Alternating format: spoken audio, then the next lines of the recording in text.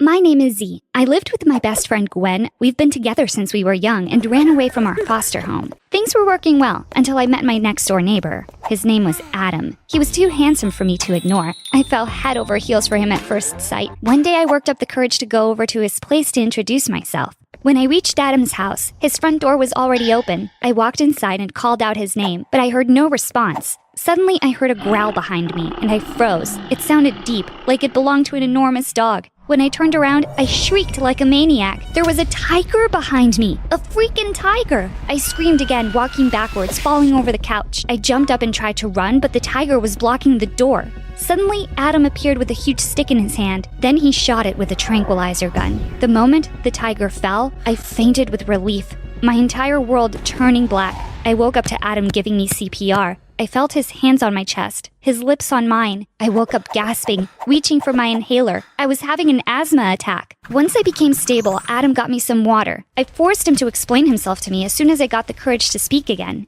He told me that he was a smuggler. He brought in tigers from abroad and he sold them to rich people living here in our city. He brought them here from the docks in his truck and stored them in the basement. There were 5 tigers in his house at the moment. One of them got out due to rot in the walls. I couldn't make sense of this. How much money could a tiger possibly get him? Could it really be enough to risk being eaten alive? Adam told me that one tiger could go for millions of dollars, if not hundreds of millions. I was amazed at this news, with the sale of only one of these animals. This was the kind of money that one could not pass up on. I told Adam that I knew that this operation was highly illegal. If he didn't want me to rat him out, he would have to give me something. He would have to allow me to join his business and get my own share of the sales. At first, he was unsure, unwilling to be blackmailed. I told him about my experience managing my own business, to show him I could be valuable. Eventually, he agreed that he could use a second set of hands, and he was already searching for help. Having his neighbor help him would be convenient, too. He agreed to my terms, and I went home for the evening. The next day, I joined Adam's tiger smuggling trade. Every night at 7 p.m., a buyer would stop by.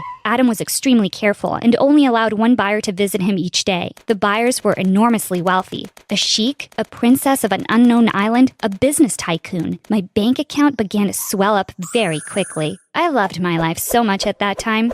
I could work beside my crush every day. Adam and I flirted endlessly and even made out on some breaks. I could suddenly afford things I could never even dream of purchasing before. I decorated my house, got all new gadgets, and even bought my roommate Gwen a whole new wardrobe. Gwen was shocked to see how much money I was blowing. She knew I wasn't from a rich family. She knew how much money I made. I know I should have been careful and spent less money around Gwen in order to keep a low profile, but I couldn't help myself. It was my first time being so unbelievably wealthy. Gwen's suspicions grew stronger. She started asking me where I was making all this money. She demanded to know what I was doing in Adam's house every day. I told her that I was dating Adam and that Adam was from a very rich family, and so he liked to spoil his girlfriends. Gwen seemed satisfied with that answer, so I moved on. I underestimated her. One day when Adam and I were working down in his basement, Gwen sneaked into his house. She had decided to investigate Adam. She was suspicious of some rich guy spending too much money on her friend for ulterior motives. Unfortunately, we left the coat closet open, which is where the basement door lay. Gwen came downstairs and found us in the basement, surrounded by tigers locked in cages. Gwen demanded to know what the hell was going on. We had no choice but to tell her the whole truth. She had caught us red-handed. Unlike me, Gwen was really freaked out by our illegal activities. She wanted to go to the police immediately, and Adam pulled out his gun to stop her.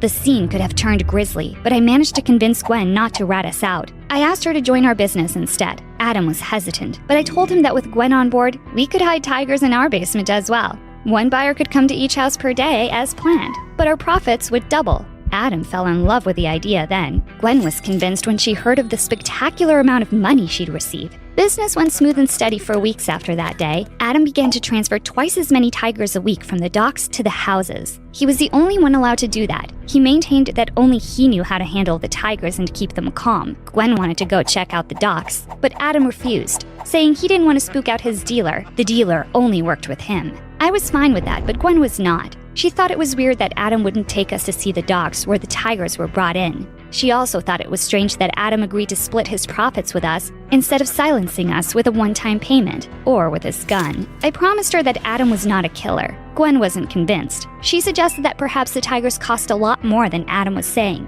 Perhaps he was making a secret profit without our knowledge, using our labor to make extra money from us. Gwen and I waited for a day when Adam was out, and we sneaked into his house. I knew that Adam wasn't cheating us, but I had no issues with confirming the price of these tigers online. We needed pictures of them to make sure we got the right quote. We reached the basement and began to click photos quickly. One of the tigers was acting strange. It seemed to be puking. It was crouching weirdly and gagging, but nothing was coming out. Suddenly, the tiger retched loudly, and a packet slipped out of its mouth. I stared at the gross, sloppy item on the floor. It was a small plastic bag full of diamonds. I couldn't believe my eyes. But Gwen was right. Adam wasn't just smuggling tigers into the country. He was also smuggling diamonds. And he was lying to me about it. That one packet of diamonds alone could get Adam a cool $1 billion.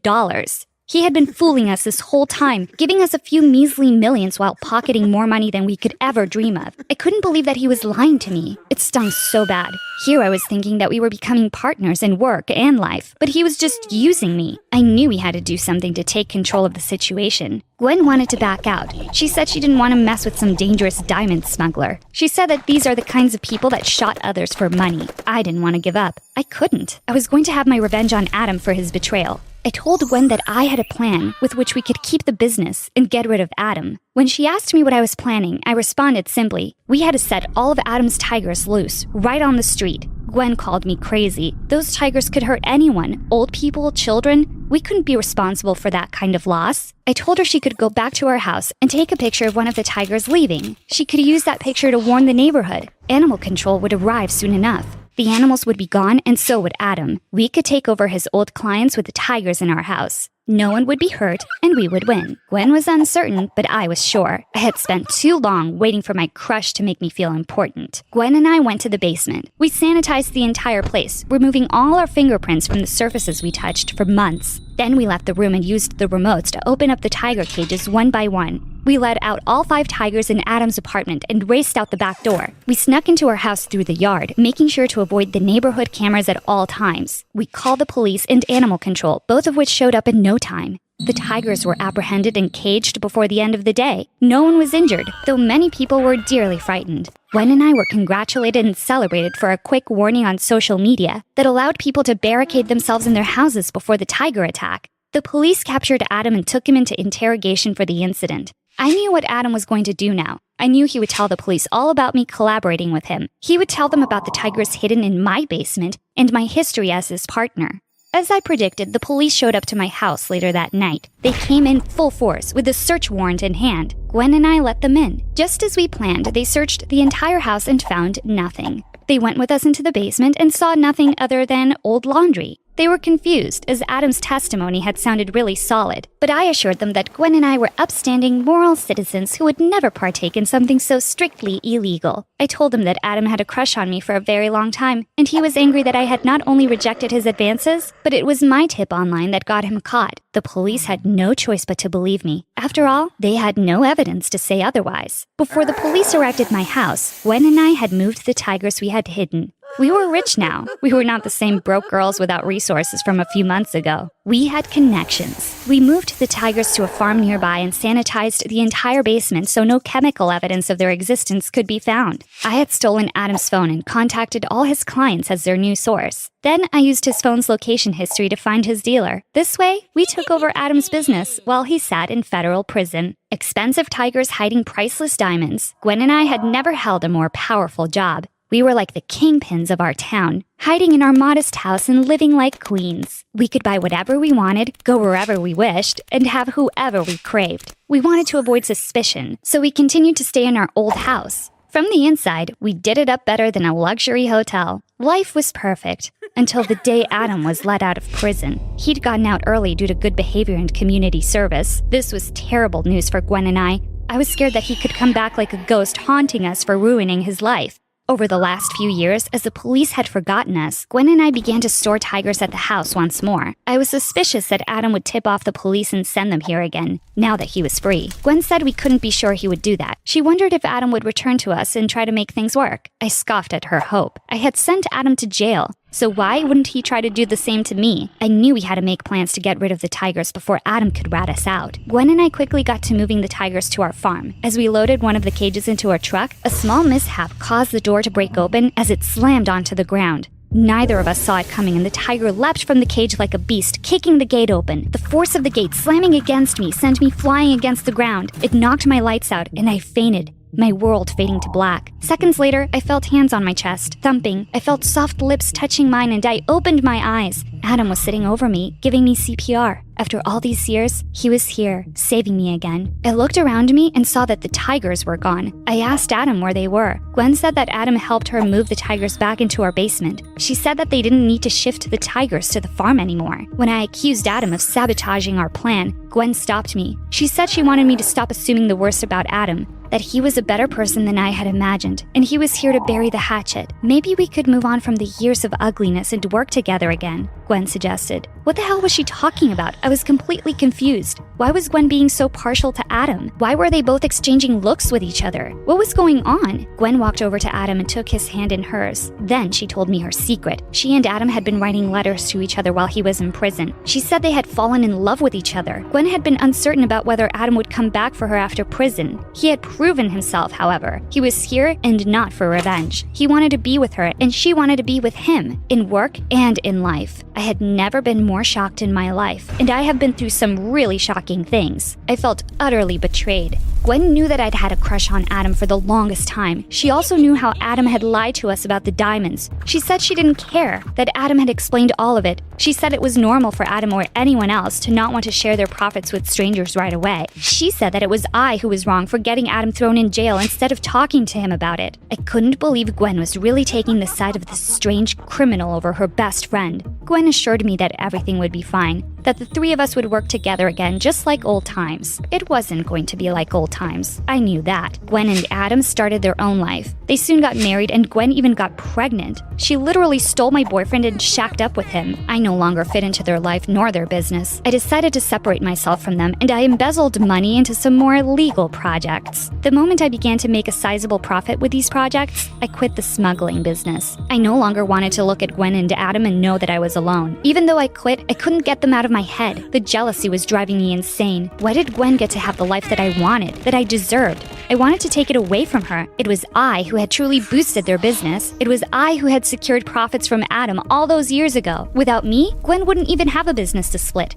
I decided to make a plan to rat them out, to have them arrested and keep the business for myself. I found a man named Jeeves, a bounty hunter who helped frame people for copious amounts of money. I paid him off and told him what I needed to get done. I told him about the tigers and how we would have to transport them before we framed Gwen and Adam. Jeeves and I formed a plan, and he came over to my house to execute it. We were going to Gwen and Adam's house, and then we would call the cops from their basement, saying we discovered hidden tigers. Adam already had priors. They would believe us without a doubt. When we finally met up with Adam and Gwen in their house, I got my phone out to call the police. I didn't need to. We were already surrounded by the police. I just didn't know it yet. Once we were all in the same room, Jeeves pulled out his gun and revealed his true identity to us. He was a detective, sniffing out a tiger smuggling ring here in our city. He had recorded every single thing I had told him, and he had enough proof to arrest all three of us for animal cruelty and the destruction of 100 other state and federal laws. The police jumped out of the shadows and arrested all three of us. I couldn't believe my fate, and I couldn't stomach how careless I had been. I had vetted Jeeves, but clearly I hadn't done it thoroughly enough. I was so eager to get what I wanted that I let my guard down. I was tossed into federal prison. Gwen and Adam testified against me, saying it was me who owned the business all along. They told them how I had released tigers all those years ago to frame Adam. They said I had forced them to work with me for years and threatened to kill them and their child if they tried to back out. I was filled with so much rage at this fake testimony that I began to scream at them with anger during the trial. The judge made the cops seize me and send me back to my cell. My cell has been my home for 10 years now. Gwen and Adam did minimal time. After all, no one wanted to take a child's parents away from it. I was blamed for everything that happened, and it was I that did the time. I was tortured by rage and loneliness in my cell, furious that with all my power and strength, I could not destroy my crush and my best friend.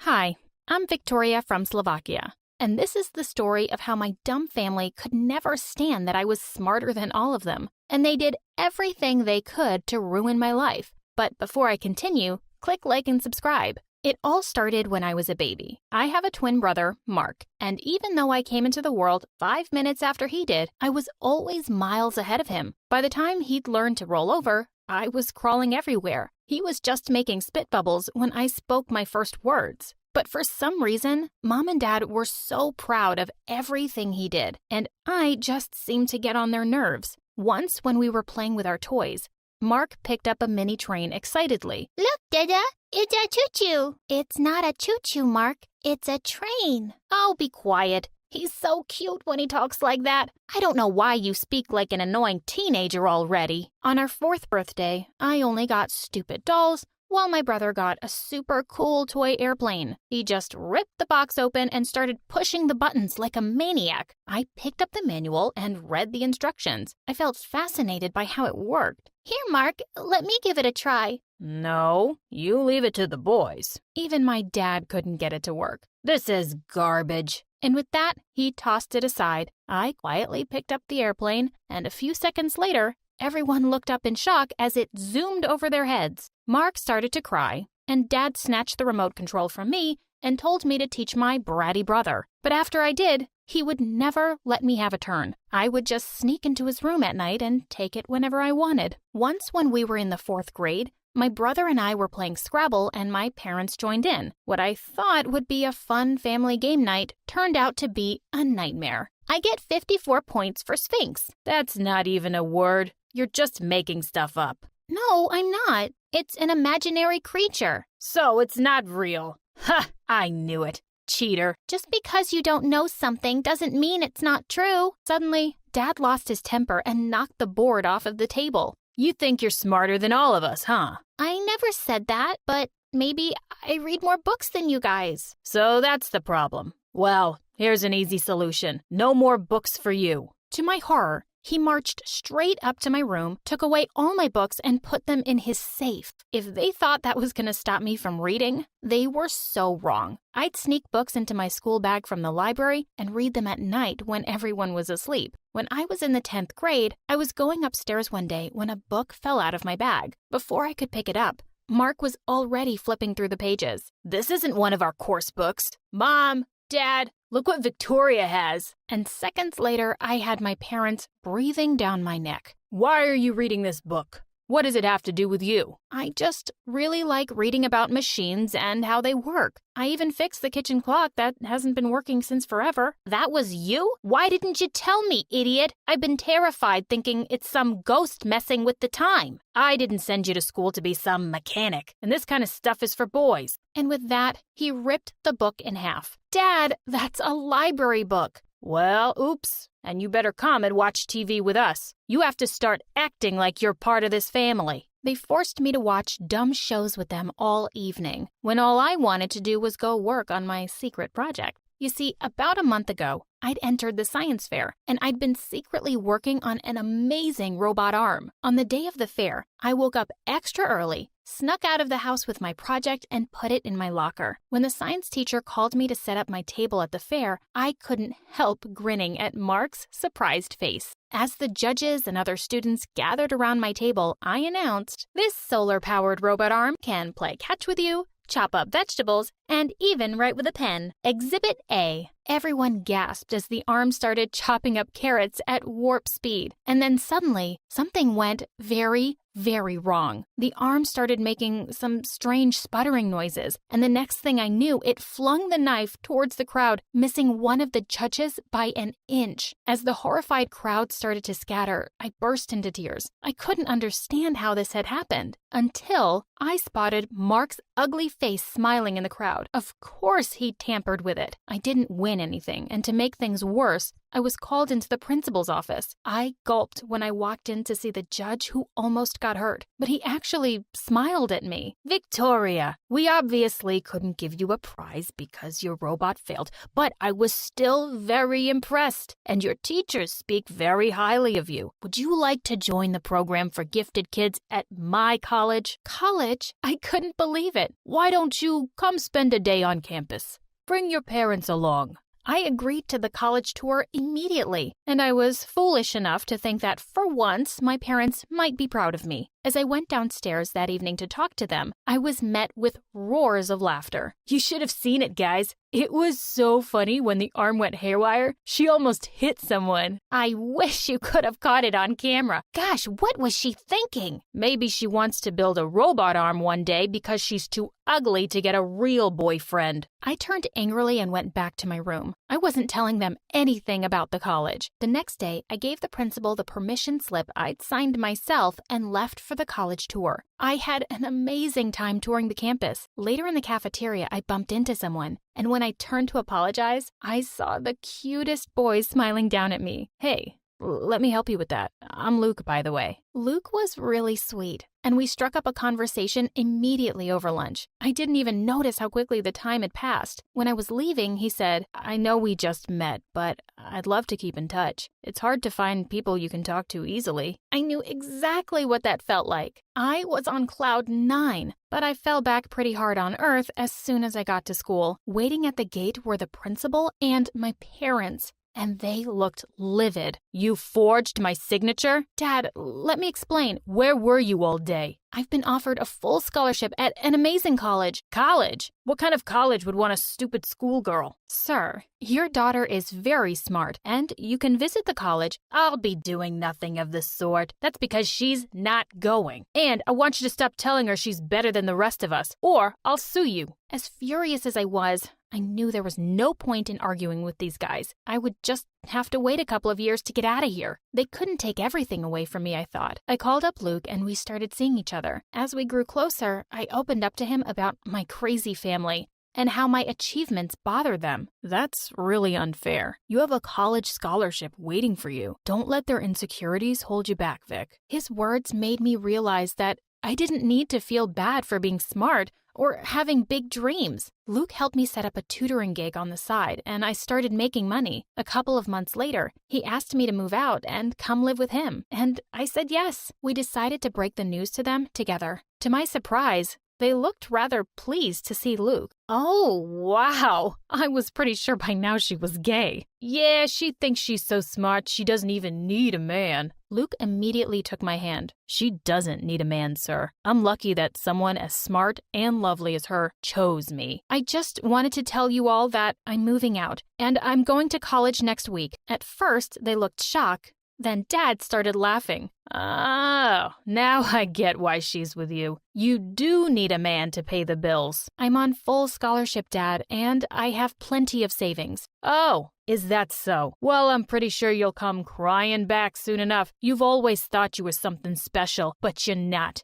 And you never will be. Maybe you're right, Dad. Maybe I'm not special, but I'm smart and hardworking, and I love to learn. And now that I won't have you putting me down, I can be anything I want. And with that, I walked out with Luke. I was going to put my family behind me for good. On the first day of college, when someone came and sat next to me in class, I looked up and nearly fell off my seat. Mark, what are you doing here? Oh, I go to this college now. Dad pulled some strings to get me in here. He says that if you're smart enough to go to college, so am I. Just seeing Mark every day was ruining my college experience, but I knew I didn't have to worry about it for too long. He was nowhere near smart enough to keep up with college studies, and after flunking for 2 semesters straight, he finally left. I graduated college with honors, and on the same day, Luke proposed to me. I called Mom a few days later to invite my family to the wedding. Oh, did you say the date is May 15th? Oh, sorry, no, we can't make it. Marky is getting married on the same day. What? To whom? Oh, I don't know yet, but we'll be very busy. So good luck with your wedding. I couldn't believe she just decided to have Mark's wedding on the same day as mine. The moment I told her the news, Mom is horrible. My wedding day was the happiest day of my life, and it was probably because my family wasn't there. A week later, I had a job interview at my dream company, and I was really nervous. As I paced the hallway, I was shocked to see Dad come out of the office. What are you doing here? Same as you. I'm here for the job interview. But you're not an engineer. So what? I'm a good actor. Just then, the door opened again, and I was called in for my turn. As I walked in, Dad yelled behind me. I raised her, and I can tell you, she's not very smart. She won't be any good for this job. Everyone in the room looked rather shocked. I felt so humiliated, but I managed to collect myself, and I aced the interview. I was immediately offered the job. A year later, we welcomed a beautiful baby girl, Maddie, and we decided that we needed a bigger place. We started going to open houses, and I fell in love with a beautiful Victorian cottage. When we approached the realtor, she said, "Oh, don't get too attached to this place. Another family's already made an offer on it." I turned around to see that it was my family she was pointing to. Unbelievable! I'll match any offer they make. and I'll personally talk to the homeowner about how much it would mean for us to live here. After speaking with the owner, I made an offer. As expected, my parents went up even higher. I didn't want to get into a bidding war, and I let them have it. Luke and I walked by the house a day after they'd moved in. The minute the trio spotted us, they all came running out. "Guys, come in. Don't you want to see our lovely new home?" "Thanks, Dad, but I'd rather not. Not after the stories I've heard about it." "What do you mean?" "Oh, I spoke with the owner, and she told me that 10 years ago, a tenant mysteriously died in this house, and nobody stays here too long ever since because strange things keep happening. That's why she decided to finally sell it. Such an honest old lady." And with that, we walked away. My family was truly terrified of one thing. It was ghosts. Luke and I found another lovely home as far away from them as possible. And we're raising Maddie there to do anything she wants, from playing in the dirt to making dollhouses. And nothing would make me happier if she's smarter than me.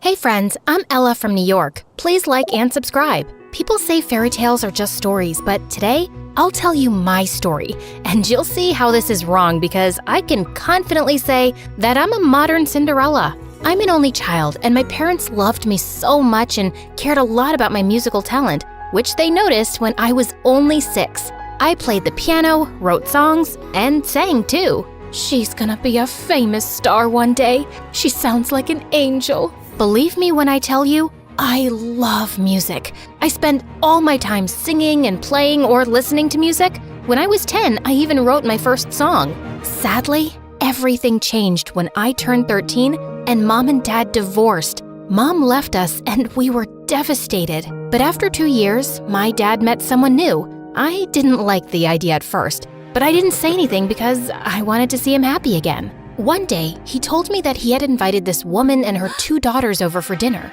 "You're gonna like the girls, I promise. They're so nice, and they're your age as well. You can finally have the sisters you always wanted." When they finally came over, my soon-to-be stepmom Lindsay and her 2 daughters, Anna and Joanna, pretended to be nice to me, but I don't know why I felt like they were lying the whole time. "Oh my, look at you, aren't you a dear?" "I feel like we'll be best friends." "I like your hair so much. Can I see your room?" My dad and Lindsay got married after a short time, and she and her daughters moved in with us. "Our house is bigger than theirs, so we'll all fit in nicely together here. Anna and Joanna will keep you company all the time. Isn't this amazing?"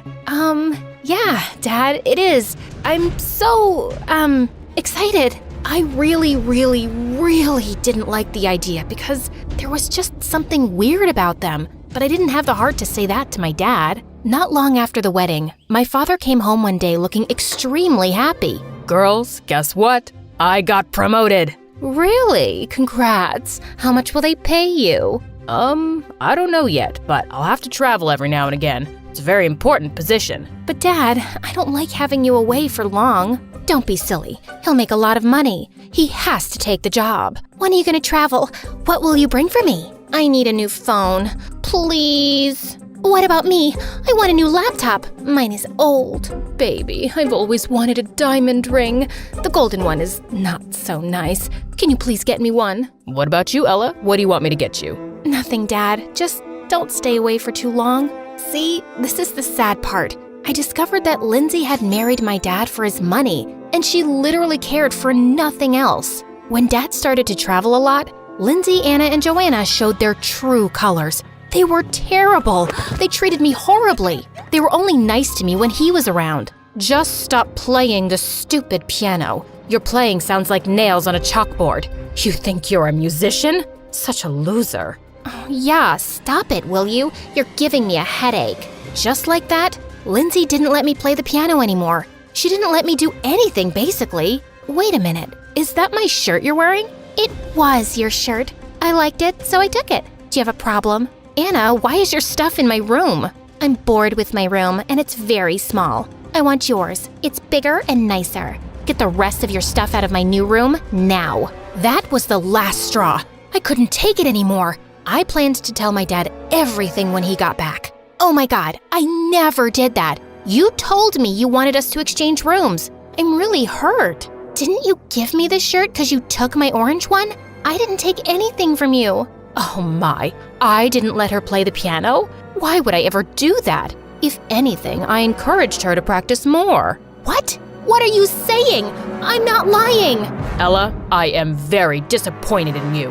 I never thought you would lie to me. Lindsay and the girls are trying to be a family to you and you're telling lies about them? I never want to hear anything like that ever again. I mean, the audacity! 2 years passed like this before everything changed, when I learned tragic news. Apparently, the company Dad was working for was a fraud, and he was in jail, miles away. And if things were bad in the beginning, they got even worse. Lindsay and her daughters made my life terrible, and I didn't know what to do. Music was the only thing that helped me. When I saved enough money, I bought a secondhand microphone and downloaded an app that would let me play different kinds of instruments on it. I kept writing songs and music and recording them on my laptop and listening to them because I couldn't live without music. Wait a second, why don't I upload one of my songs online? Of course, I can't use my real name or picture because God knows what would happen if Lindsay or one of her daughters found out. But the idea isn't so terrible, is it? It's better than being this far away from music.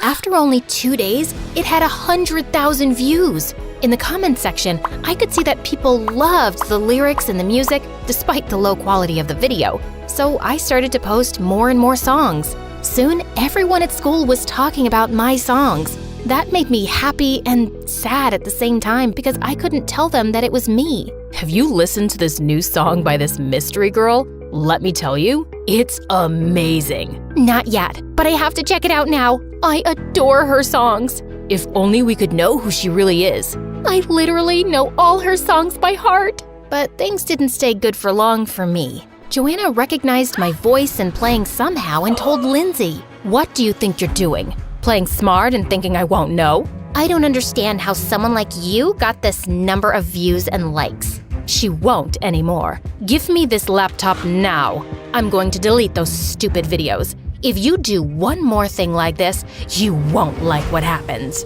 Please, don't. Please. Wait a minute, Mom. What if we could use her fame? We could make a lot of money if we let her write and record those silly songs of hers, and I'll pretend that I'm the one who's actually making them. The camera loves my face anyways. What? You want to steal my music? Are you crazy? Oh, that's a brilliant idea, darling. And you, Ella, have no say in this at all. You either do what we say, or you can say goodbye to your dad forever. I'll make sure he can't get out of that jail and stays there forever. I won't hire a lawyer or anything to save his butt. Got it? This family was crazy. They were heartless. Lindsay bought better equipment and forced me to use it to record my music and songs. Later, Joanna would shoot videos of herself pretending to sing and play the piano, but it was actually my voice, my music, and my lyrics. The number of views and likes on the video was crazy. She was becoming the new social media sensation, and she was making an insane amount of money. At school, everyone wanted to be her friend because she was the popular girl now. Joanna, please come to my party this weekend. It would be a blast having you there. Sign my shirt, Joanna. Please, please, please. Can I get a selfie with you? Please, say yes. Meanwhile, I wasn't allowed to go anywhere other than school. It felt like I was in prison. Lindsay, Anna, and Joanna were watching me all the time because they were worried I'd reveal their secret. But I didn't because I was afraid they'd leave Dad in jail forever. But things changed once more one afternoon. Ella, you better listen to what I'm gonna tell you carefully. There is a huge musical competition that's happening soon, and if I mean you, created the best song, I can win a record deal with an important record label. And how are you planning on recording an album exactly? Are you planning on dragging me behind you to the studio, letting everybody know your truth? That's none of your business. My mom will think of something. Start working on that song now. I had no choice but to write a song on the required theme and record it. Now, I need to shoot a video for this song, but it needs to be perfect because I have to win this competition. Guess what happened then? She won. She and Lindsay were over the moon, quite literally. Mom, I just got a call from the record label. They want you and me to go tomorrow and sign the contract for the album. That's perfect, honey. You'll be a star. Hey, Ella, you're coming with us tomorrow. What? Me? Why would you want me to go with you? What if they asked us some stupid question about music and singing? You'll be there to help Joanna answer. Understood? Wasn't it enough that they were stealing my music and money? They also wanted me to watch them doing it? When we got there, Liam, the CEO himself, welcomed us. Welcome to our company. It's been a pleasure meeting such a young and promising talent as you, Joanna. For how long have you been playing the piano and singing? Oh, since she was 10. She's the most unique kid ever. That's nice. And have you had any teachers? Well, I don't... Oh no, she taught herself all that she knows about music. Isn't she amazing? Sure. And you are? Oh, that's Ella, my stepdaughter. She's one of our family and we love her dearly, just like she loves us. Right, darling? What? Yeah, sure. Nice to meet you, Ella. I feel like you're surprised I'm the CEO because I'm young. I hear that a lot. But the truth is, this company belongs to my dad, and he only trusts me to run things around here. I was sitting there silently, not saying much. This Liam was very nice, and to me especially. He kept trying to include me in the conversation, but Lindsay didn't like it. Ella, dear, be a dear and bring me my shawl from the car, could you? I'm cold. Sure. I understood that she wanted me out of the room because she wanted his full attention to be on Joanna. So I left the room and started walking aimlessly around the corridors of the company. Wow, look how many musical instruments are in this room. What is that? A huge piano? It wouldn't hurt if I played it for a minute, will it? I hadn't played a real piano for years because Lindsay sold mine. I miss this so much. I closed my eyes and started to play and sing my heart out. I didn't even feel the time passing. I didn't even feel Liam standing behind me by the door. What's that? How's that possible? How is this your voice and not Joanna's? I don't understand. Please, just forget what you saw and heard. Wait here. After a couple of minutes, he came back with Lindsay and Joanna, who looked really scared when she saw me near a piano. Why don't you play us that song that won you the competition before we sign the deal? It's only fair that I hear you play live. What? Mom?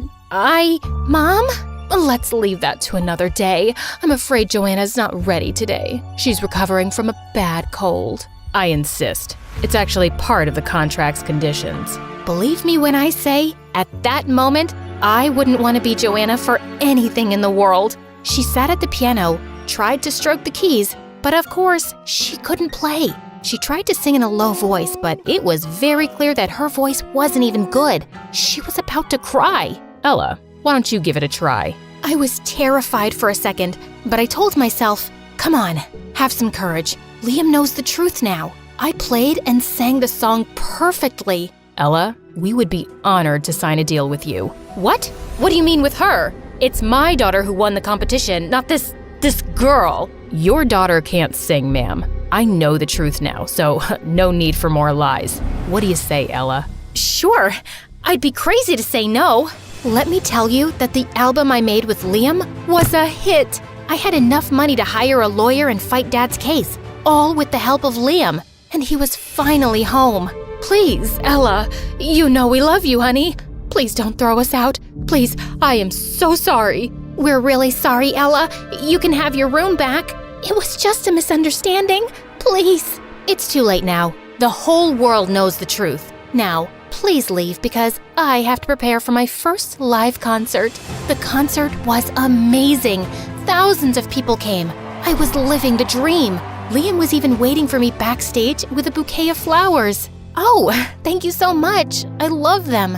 You're the best, you know. You saved me from my evil stepmother, exactly like a fairy tale. And because I did that, don't I deserve a date? Just to be authentic to the story. You do. Let's go get some ice cream. And a kiss? Yeah, and a kiss. And that's how I wrapped up my story. I got rid of the evil stepmother and her daughters. I became a superstar, I got the Prince Charming, and I had the happily ever after that everyone wishes for. So, after all that, can you deny that I'm a modern Cinderella?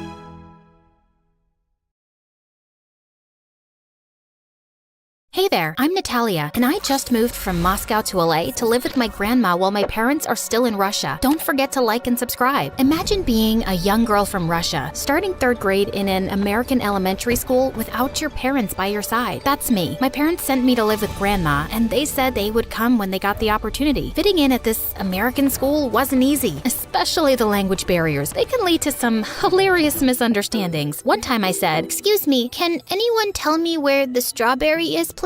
Are you trying to find a fruit or a place to read?" I meant the library. Excuse me, can I borrow a racer, please? Sure, Natalia. Do you want a Ferrari or a Lamborghini? Oh, I meant an eraser. Excuse me, can I have a sheet of paper, please? I have a cow of paper. Would that work? Hey guys, cut it out. She's new here and learning the language. We all make mistakes, right? Here you go, Natalia. Here's a sheet of paper. I don't know why, but I just hugged Jake and mumbled a thank you. The whole class laughed even louder. When are you guys getting married? Jake just smiled and shrugged off the teasing. Over the next few weeks, my friendship with Jake grew stronger. He became my go-to person for navigating both the school and the English language. We'd sit together at lunch, share stories about our families, and even work on homework together. One afternoon, after school, Jake invited me to his family's small flower shop. Jake's mom warmly welcomed me and offered me a cup of hot chocolate. As we explored the shop, Jake asked me about my favorite flowers, and I told him about the beautiful jasmine that grew outside my home in Russia. To my surprise, he found a small jasmine plant tucked away in the corner. Here, Natalia, I'd like you to have this jasmine plant. It's not much, but maybe it'll help you feel more at home. I couldn't help but smile. It was a sweet moment that strengthened our friendship and also made me feel more connected to my new home. I envied Jake for having such a lovely family, and I missed mine so much. Once in the 7th grade, my grandma fell ill and had to be admitted to the hospital. The doctor said it would be about a week before she could return home. With no other family nearby, I felt lost and worried. But when Jake's mom heard about my situation, she kindly invited me to stay with them at their place till grandma was out of the hospital, and I gladly accepted. Jake had been telling me that his dad was the sweetest, but that was far from the truth. His dad was a very moody man. Some days, he'd be yelling at his mom and having fights with Jake and his siblings, but some other days, he was just a cool, cheerful, annoying dad. While I stayed in their house, I took Jake's bed and Jake slept on the couch. One night, Jake's dad burst in yelling, "Jake, time for a little wake-up prank." With that, he splashed a bucket of water onto the bed, soaking me completely. Startled, I gasped and sat up. He immediately realized his mistake and his face turned red. Oh, Natalia, I am so sorry. I thought Jake was in here. Are you okay? But just then, Jake came in looking super angry. He pushed his dad away. Can you just behave normally? Like a normal dad? It's not always the right time to joke or prank. You're the most... It's okay, he was joking. Stay out of it, Natalia. My dad is crazy. I don't know why he's here instead of being in a mental asylum. Suddenly, his dad started crying like a little boy. It was so loud that he woke everyone up. This was crazy. But what happened in the morning was crazier. When Jake's dad saw me, he started yelling at me and threatening me for shouting at him yesterday. No, sir, it wasn't me. Shut up. Just leave my house. Jake held my hand and took me out. He started apologizing and told me that his dad had some issues and he was very ashamed. There's nothing to be ashamed of, Jake. Some parents just love their children in their own way. The important thing is to understand them and respect them. Respect a crazy psycho like him?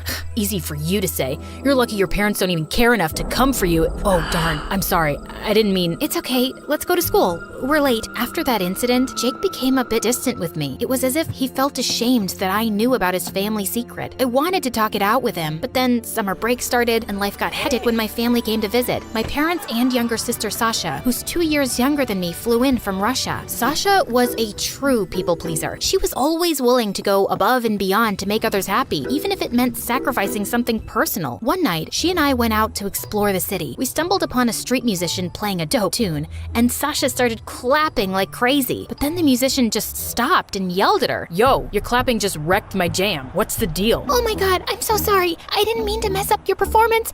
Let me make it up to you. She quickly grabbed some cash from her pocket and dropped it into the musician's hat. Here, I hope this helps. Seriously, I'm so sorry. Okay, fine. Just take all my money. Here, please smile. I stopped her and took the money back from the musician's hat. In fact, I took everything and we both ran like crazy. I mean, I didn't take all the money, but he started it by being a rude person. When we got back home, I started yelling at Sasha. Can you stop being such a fool? Just be Be okay with making people upset, especially those who deserve your anger. Sasha, my sister, I love you. That's why I'm insulting you. Please listen to me. Just then, Mom barged in. Lucky for her, she has her entire life to listen to you. We're going back to Russia next week, and Sasha's going to stay with you and Grandma. We're coming to live here as soon as we can, honey. On the first day at school after summer break, Sasha was super excited to join me. As we walked through the hallways, I introduced her to my friends, and soon enough, we bumped into Jake. Hey, Sasha, nice to meet you. Your sisters told me a lot about you. Oh, really? I hope it's all good stuff. Because, sometimes I can be a disappointment. And I'm not saying this because I'm nervous or anything, but I mean, in general, I am a disappointment. Just then, the principal walked in, tripping on her own shoelace and accidentally dropping a stack of papers. Sasha immediately rushed to help her. Oh, looks like school's off to a flying start, huh? The principal laughed at her joke, and everyone around joined in. I liked that side of Sasha. She's kind and always rushes to help. I could see in Jake's eyes that he was also impressed. Maybe also because Sasha was prettier and taller than me. Maybe now he'd like her and something romantic would happen between them. That didn't bother me, right? Jake is only my friend. I think you need to go stop your sister. She's giving away all her school supplies to some girls. Oh God. Things between me and Jake started to go back to normal, and the three of us spent a lot of time together, and Jake even started coming more often to our home. He almost felt like a family member. One day, Grandma fell ill again, and we were very worried about her. To make us feel better, Jake offered to stay next to Grandma all night, especially since Sasha and I had exams the next day and needed to sleep well. I think maybe he'd also take any chance to spend time away from his dad. During the night, I heard some loud noises. I woke up and didn't find Sasha next to me. I rushed downstairs to find a group of shady-looking boys about to leave the house with Sasha, who seemed unsure and anxious. Sasha, what are you doing? Hearing my scream, Jake dashed downstairs. Hey, let her go. Jake threw a punch at one of the boys, making him stumble back. Get out of here and don't come back. The boys realized they were no match for Jake and scrambled out of the house. I turned to Sasha, feeling confused and shaken. Sasha, what just happened? Why were those guys here? Please don't be mad. They said they needed me to help them with their science project, and they were scared that someone would see them and tell the teacher. That's why they wanted to work at night. I just couldn't say no. Are you stupid? God knows what they wanted from you at this late hour. This is not about pleasing people. This is just pure stupidity, Sasha. She started crying, and Jake patted her back and winked at me to stop. Hey, Sasha is smart, and I'm sure she won't do this again. Oh, by the way, I meant to ask you, Natalia, would you be my girlfriend? What? What a weird timing. No, it's perfect. I feel like I'm the man of the house. Just saved a damsel in distress. So what do you think? I think I want to be your girlfriend. And with that, I kissed him. We started dating, and Sasha got stronger, and Grandma felt better. Life seemed good and peaceful. Jake was the perfect boyfriend, sweet and protective, and I loved him so much. I couldn't imagine my life without him. Years went by, and we both graduated high school and went to the same college. We lived together until we graduated college, and it was the best time of my life. Then Jake proposed, and I said yes. On my wedding day, everything was perfect, and I was the happiest. Just as I was about to put on my dress, Sasha came into the room, her face filled with worry and fear. Natalia, I need to tell you something important about Jake. I've been keeping this secret for years, but I can't let you marry him without knowing the truth. What are you talking about, Sasha? Do you remember that night when those shady boys came to our house? They were actually Jake's friends. He promised them a girl they could take to a dance club with them, and he convinced me to do it, saying he'd always protect us. He threatened me, saying that if I told you, he'd hurt me. I was young and terrified, but now I can't let you marry him without knowing the truth. He's gonna be your husband and the father of your kids. No, you're lying. Jake would never do something like that. Maybe you're just jealous and trying to ruin my happiness. Why did you wait all these years to tell me? I was scared, and I didn't want to hurt you, but I can't let you marry him knowing what he did. Please, believe me, Natalia. Leave, now. You're not invited to my wedding anymore. Soon after the wedding, we left for our honeymoon, but it was cut short when we received a phone call that Jake's mom had been in an accident. We rushed back to see his parents, who we hadn't visited much since graduating high school. Jake had mainly kept in touch with his mom through phone calls and social media. At the hospital, Jake went into his mom's room while I sat in the waiting area. His dad, who was sitting beside me, started to berate Jake.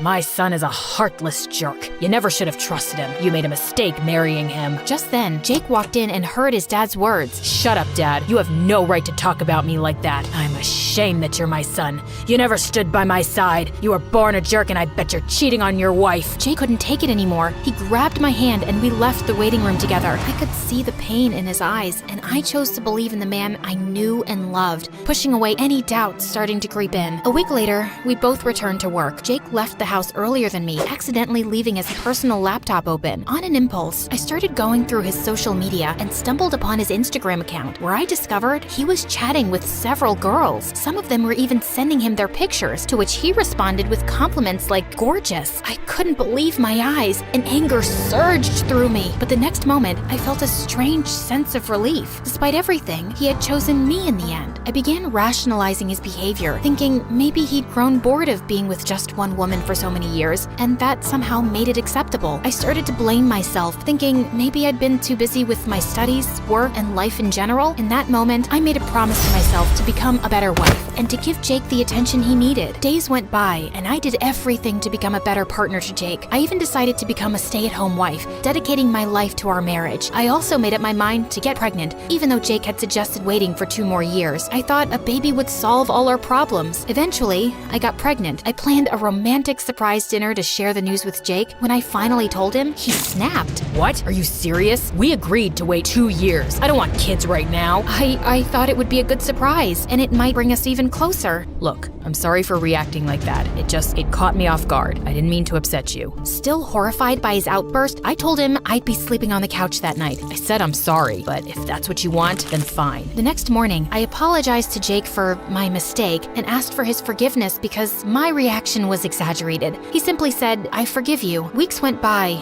and it seemed like my plan didn't work, as I could still see Jake smiling at his phone, and I started getting depressed. One day, while pregnant and cleaning the house alone, I slipped. I called Jake multiple times, but he didn't answer. I had no choice but to call Sasha, who rushed me to the hospital. After the doctors examined me and said everything was okay, Sasha came to me. "Hey, I'm glad you're okay, and so is the baby. Jake is on his way. I'm gonna talk to him outside your room. Please, pretend you're asleep and just watch." Soon enough, Jake arrived and met Sasha in the waiting room, where I could see them, but he couldn't see that I was watching. He held Sasha's hands and touched her cheek in gratitude. I was stunned. Then Jake entered my room and kissed my forehead while I pretended to be asleep. As he leaned down, I grabbed the vase next to me and hit him on the head. "I've had enough of you, Jake. Just leave me and the baby alone. He's been hitting on me since forever." I sent him a message an hour ago telling him I agreed to be his girlfriend, and the rest you saw, Natalia. Don't listen to her. She's lying. Shut up, you lying jerk. Your dad was right about you, you heartless snake. I choose to believe my sister, to believe my own eyes, and what I saw on your laptop.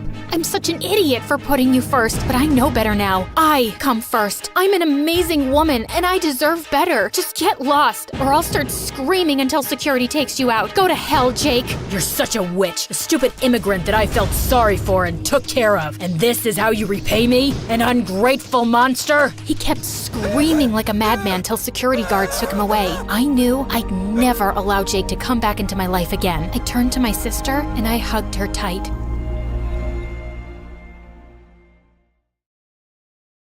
Hi everyone, I'm Meredith, and I can't trust anyone. But I have a good reason for that. Want to know more? Like and subscribe to MSA. My dad was the most special person in my life. He made me homemade milkshakes and taught me how to throw a kick and a punch when I was only 6 years old. He always said that I should know how to take care of myself, and I thought he could do no wrong. Except a day after my 11th birthday, I woke up to Mom crying. "What's wrong?" Your dad left. Like, left to get some milk? No, he left us, Mare. Look at this note. He'd been stressed for weeks at his job, and I thought he'd be okay, but I guess he wasn't. I tried calling him too, but he left his cell phone at home. What? Dad can't leave me just like that. He tells me everything. I'm sure there's some mistake. He must be around the corner. And I darted outside the house and started running around the neighborhood, screaming for Dad, but he really wasn't around. Finally, Mom caught up to me and took me home, and I was a crying mess for days. We tried looking for Dad for weeks, but it was like he'd vanished into thin air. I was heartbroken, and since then, I just couldn't trust anyone around me. What made it worse was that Mom started dating soon after, and she had the worst taste in men. This one time, Mom invited her boyfriend over, and he ended up stealing all her jewelry. And another time, she introduced me to this guy who was arrested a week later for robbing a bank. So, yeah, my home life was a mess, but at least I had school. I was a good student who loved writing poetry, and by the time I was 16, I was writing poems for a small publication education and also leading the school newspaper. Life was good until this new guy Xander joined my class. At first, he didn't bother me at all and always had this permanent frown plastered on his face. He hardly spoke to anyone in class, and a few times he was rude to the teacher and got sent to detention. Then one day in the gym, I was sitting on the bleachers when this ball came flying out of nowhere and hit me in the head. Ow! Watch it, morons! I could have died! But you didn't. And you're in a gym class. We're supposed to play here, not sit in a corner and sulk over a notebook. Now give me that ball. Apologize first. Bite me. With that, Xander snatched the ball from my hand and left. I was so mad I charged after him to give him a piece of my mind, but instead, I tripped and fell right into Rod's arms. He was my senior and the captain of the football team. Girls tripped over each other to get a glimpse of Rod's handsome face and athletic body,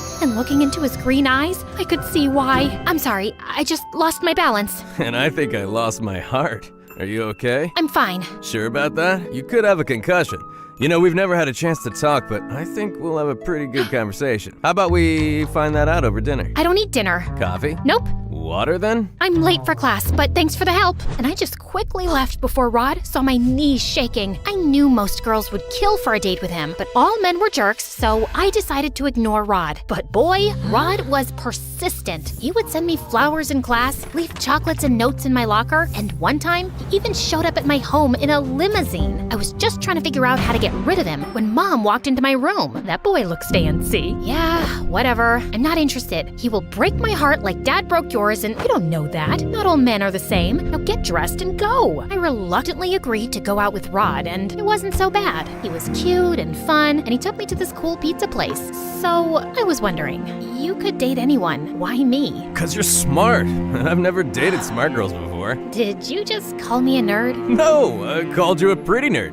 You're sweet, unlike that rude Xander. He's such a brat. You'd know him, actually. He's on the football team. Xander has always had temper issues. If I were you, I'd stay away from him. Anyway, let's not spoil our date by talking about him and concentrate on more important things, like me. Rod reached for my hand, and my stomach felt like it was in knots. We ended up talking some more before Rod dropped me home, and soon after, we started dating. School was twice as fun with Rod around. We'd have lunch together, and Rod would take me to these amazing parties, and things were going well. But then one day, I walked into my class and saw Xander bullying a student. I barged in and pushed Xander off. What's your problem, weirdo? Just mind your own business. I will when you stop treating people like trash. I was just asking some questions about chemistry. I'm not blind or stupid. Just get away from this poor guy or what? You'll hit me, princess? Xander inched closer, and I could feel his breath on my face. I wanted to move, but I just felt numb. And seconds later, the teacher walked in, and we all went back to our seats. I tried to ignore Xander after that, but I guess luck wasn't on my side, because a week later, I was picking up a cake for Mom's birthday at the local cafe when someone tapped on my shoulder. May I take your order, You! I don't remember the last time I turned around and didn't see your face. I don't like looking at your face either. It doesn't look like that. In fact, it looks like you're stalking me. Excuse me, but before I could get another word out, my stomach made a loud rumbling noise. Xander's face softened and he smiled. Looks like someone's starving. I'm fine. Just come with me. You can be angry while you eat. I wanted to say no, but my stomach made another really loud sound. Xander took me to the back kitchen and quickly fixed me a sandwich. As I gulped it down, a cat crawled in and Xander filled a bowl of milk for it. I watched him play with the cat and he looked so calm and peaceful and really cute. If you keep staring like that, I'll get uncomfortable. Thank you. You're good. I mean, the sandwich is good. It's my specialty. My mom taught me. And you're staring again. Sorry, I was just wondering. You're rude to teachers. You barely have friends and you pretend like you're mean, but you're actually soft. You're nothing like I imagined. You're nothing like I imagined either. Meredith, why are you with Rod? What do you mean? I mean, he's not what he looks like. I know it's not my place, but I don't think he's right for you. You're right. It's not your place. And why should I listen to you? You're literally the biggest bully in school. Just because you fixed me a sandwich doesn't mean you get to comment on my personal life. You're taking this the wrong way. I guess I was taking it the wrong way. But now everything is clear. Thanks for the sandwich and bye-bye. And with that, I just picked up my cake at the counter and left. But I couldn't stop thinking thinking about what Xander had said. What did he mean that Rod wasn't what he looked like? I wanted to talk to Rod about it the next day in school, but he was absent. I tried calling him, but his phone wasn't reachable, so I decided to go to his place. I was at the gate when suddenly I saw Rod screaming at some woman. What do you mean you can't do the job anymore? Tell Xander that I still have the video proof, and I will send him to jail if he doesn't get me what I asked for. But he's already done so much for you. Please, sir, we are poor and vulnerable, but you're rich and kind. Please understand. Don't touch me, you filthy woman! And just tell your son that if he doesn't deliver the papers by tonight, I will show the video to my dad and have him arrested. Rod pushed the poor woman away and she fell on the ground while he simply smirked and left. I rushed to help her up, but before I could ask her anything, she started wailing and ran away. What was happening? Xander's mom knew Rod, and from what I heard, Rod had some video he was using to blackmail Xander. What was this video? And what papers was Xander delivering? I wanted to get to the root of everything, so I waited all evening outside Xander's cafe where he worked and then followed him. To my surprise, he parked his bike outside Rod's house, slowly making his way to a slanted door on the ground. Xander opened the lid of the door and jumped in. I left my bike behind as I made my way to the same basement door and saw Xander throw a huge envelope on Rod's face. These are all the exam papers you wanted. We're done. And one more thing, if you ever touch my mom again, I swear I will bury you alive. Don't be so mad, pretty boy. Also, we're far from done. You still have to write me that essay for my college application. Make sure it's perfect, or you know what I can do, don't you? I've already done everything I can, Rod. Just quit torturing me. It's nothing to what you'll go through in jail. All I need to do is make one phone call and tell the police how you stole from my dad. Rod smirked at Xander in the most evil way before moving closer and spitting in his face. Xander lost it and hit Rod, and the two of them got into a huge fight. I wanted to do something, but before I could, the basement door I was leaning on broke and I dropped to the floor. Thankfully, it wasn't too high, or I would have ended up breaking my bones. Both Xander and Rod looked at me in shock as I got up.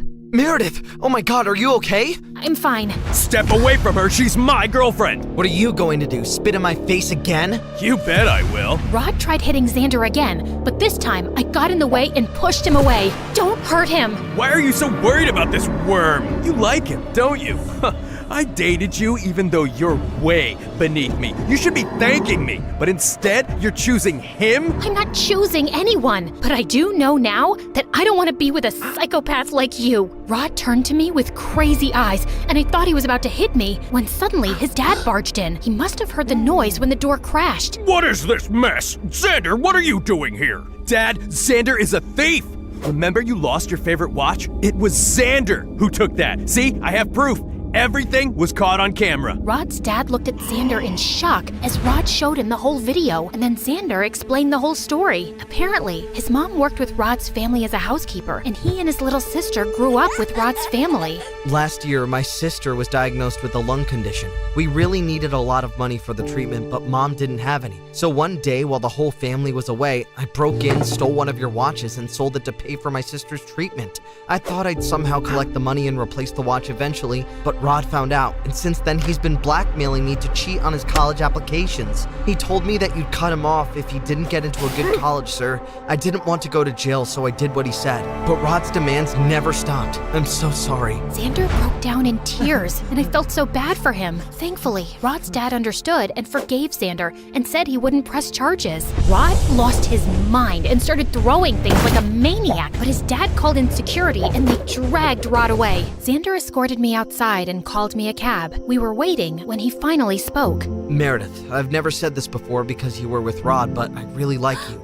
I always have. You're a good guy, Xander, but I can't be with someone I can't trust. You should have just told Rod's dad the truth. I know, I was a coward, but I felt I didn't have a choice. You always have a choice. You had the choice of being honest. Meredith, I want to go. Saying that, I slid into the cab and left, leaving Xander alone. I didn't hear from Rod again, but Xander tried calling me a million times, and I ignored him. I didn't even want to go to school and felt totally lost. I guess Mom saw that because one night she walked into my room and asked me what happened, and I ended up spilling everything. I loved your father, and I know you did too. He suffered some hard knocks and didn't deal well with it, and it hurt us. But that doesn't mean everyone else will be the same. Well, Rod turned out to be crazy, and what if Xander is dishonest again? Look, he shouldn't have stolen from Rod's dad, but he did it for his family, not out of some greed, and that says something about him. Go talk to him, Meredith. I hugged Mom and rushed to the cafe Xander worked at, but he wasn't around. Luckily, the manager recognized me from before and handed me Xander's address. I went to his place and knocked, and seconds later, a cute little girl answered the door. Hey, is Xander around? Nope, but you can wait. You're Meredith, right? How did you know? Xander told me you were the prettiest girl he'd ever seen, and you are pretty. I didn't say that. I said she's pretty, but she's the smartest girl I know. I turned around and saw Xander behind me. He signaled his sister to leave, and then it was just him and I. So what brings you here? I thought you didn't want to see me. Xander, all my life I've hated my dad for breaking my trust. It's really difficult for me to open up to people, and dating someone like Rod, who turned out to be a complete psycho, messed up my mind, and I just needed some time to figure out my feelings. And have you figured them out? Kind of, but I need you to promise that you won't lie about anything to me. I promise. Now can I ask you out on a date? Depends on how well you kiss. Let's find out.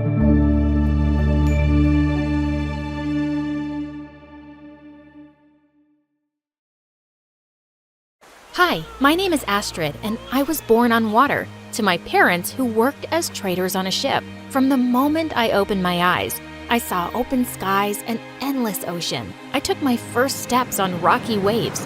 So while the adults got seasick, 2-year-old me could run around laughing as if I was on a swing. I was made for the sea, and I was terrified of land. The first time I set foot on Earth was when I was 4. It was crazy hot, and there were so many people around that I freaked out and climbed on top of my mom's head. Let's go back to the ship, Mama. We need supplies, Astrid. I can't see.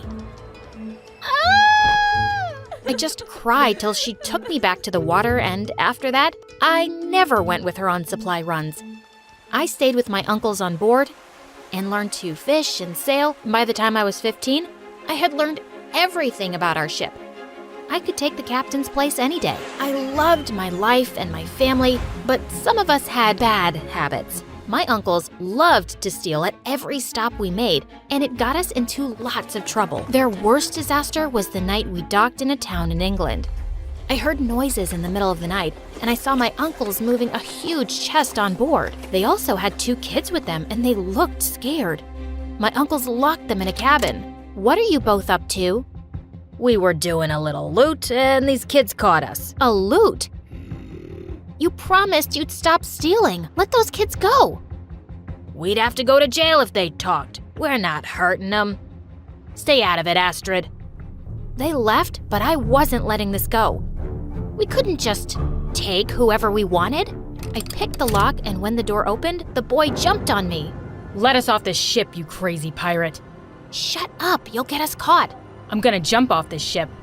I won't let you take us. No, stop it. I can help you.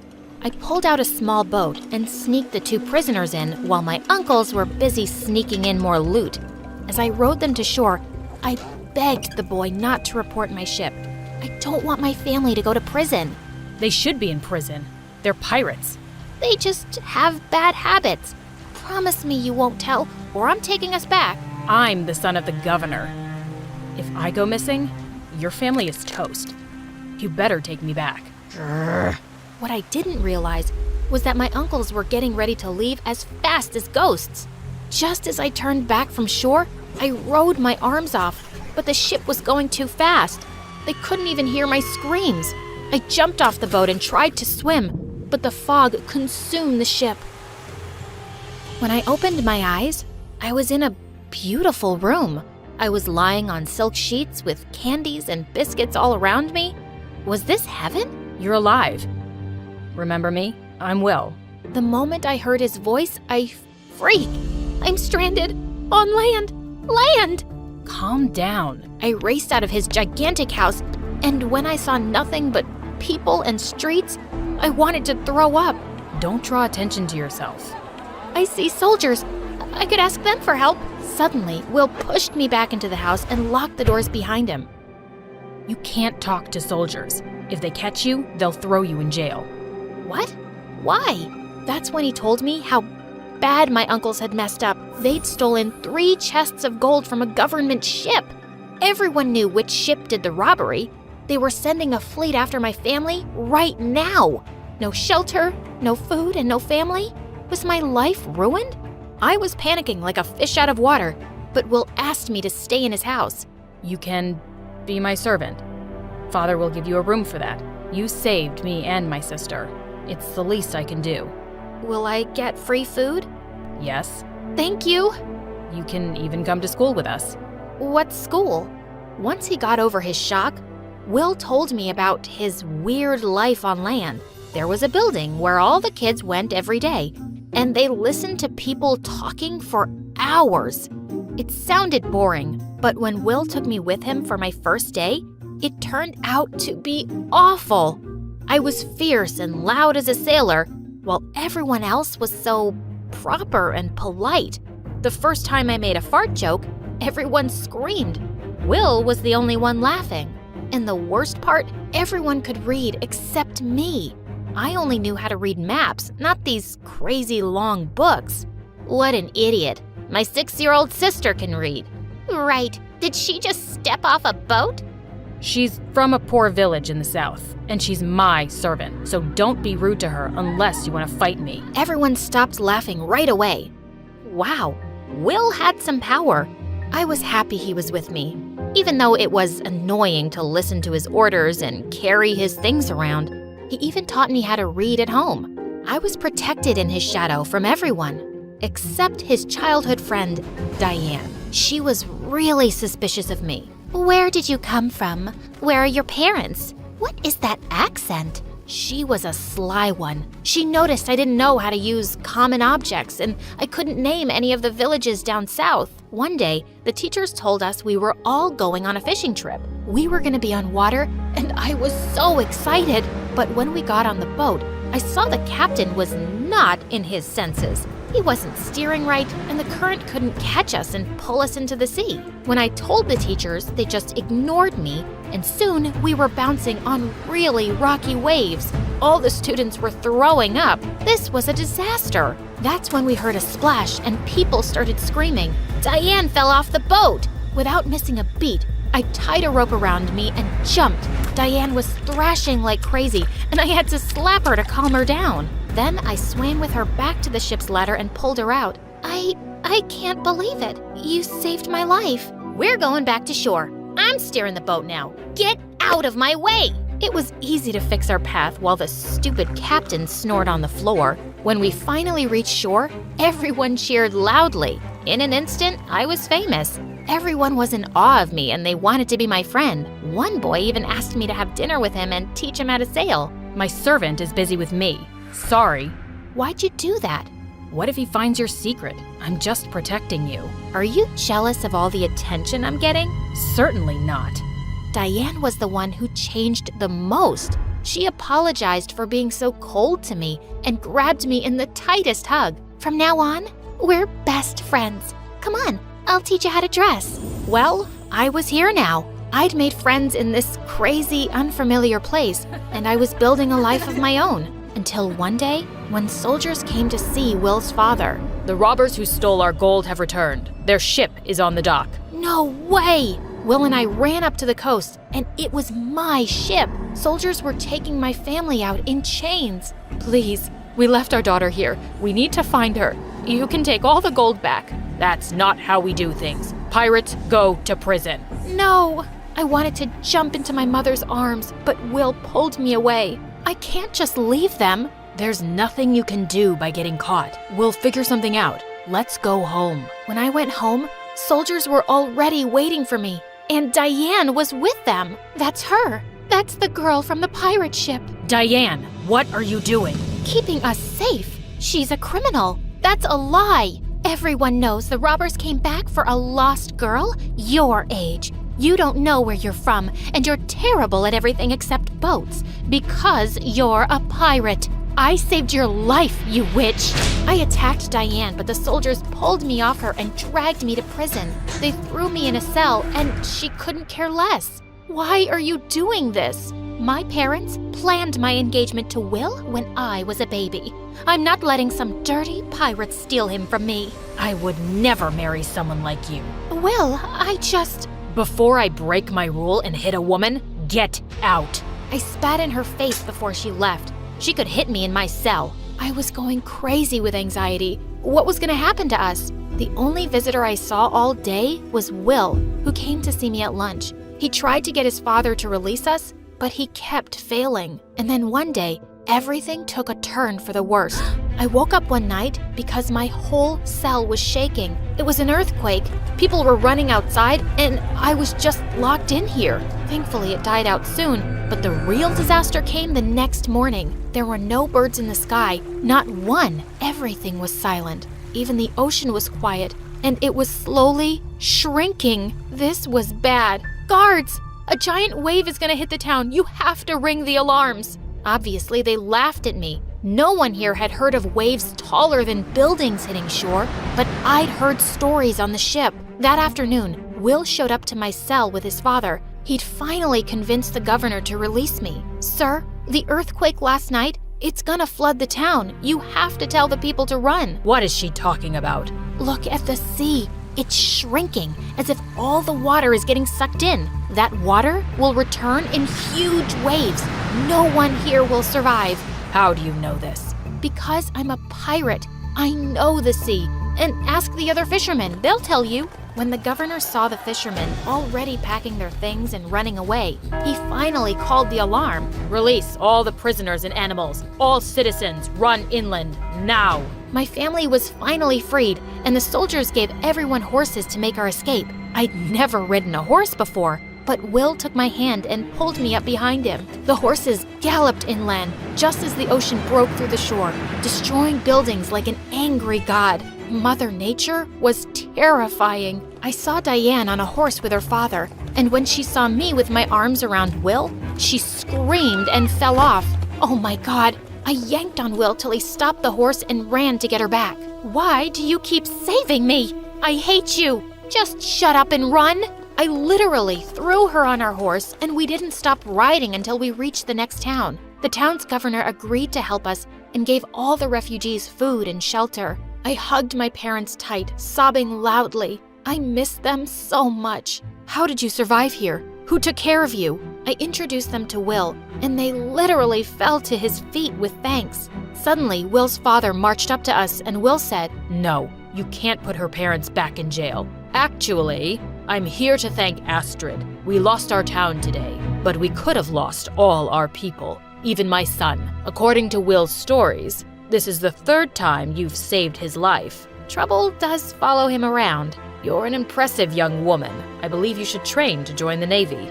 Wait, England's Navy? He was serious about this. He agreed to mentor me and put me in for training, and he even pardoned my parents. He did put my uncles in jail, and honestly, they deserved it.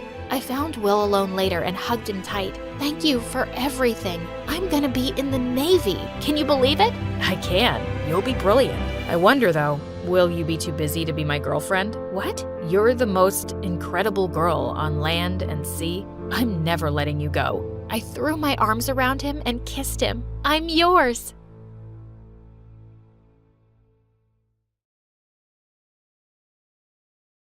All right, let's clear this up. This whole Goldilocks and the Three Bears story, total nonsense. Bears, please. If I'd seen one, I'd have bolted. Want to know what really happened? Well, it involves uncovering the biggest secret of my life. And yes, meeting a ridiculously handsome prince. Hey, why should Cinderella and Rapunzel get a prince in their stories and not me? I'm Goldilocks, and I'm from Belgium. I grew up in a tiny cabin in the woods, surrounded by endless trees and animals that, spoiler alert, don't burst into songs like in the movies. It was just me, Mom, and Dad. Dad was a carpenter who made furniture out of fallen trees, and Mom sold crafts at fairs, our version of Amazon Prime. We lived simply, growing our own food, reading by candlelight, and with no electricity or Wi-Fi. I had no clue what I was missing out on. I was always super curious by nature, and Mom always warned me that it would get me into trouble, but I never listened. Goldilocks, what are you doing? The door says, "Do not enter." Remember, curiosity killed the cat. Yeah, but don't cats have 9 lives? I'm just trying to live my best one. What happened when I told you not to touch the beehive? But we get honey from there. How cool is that?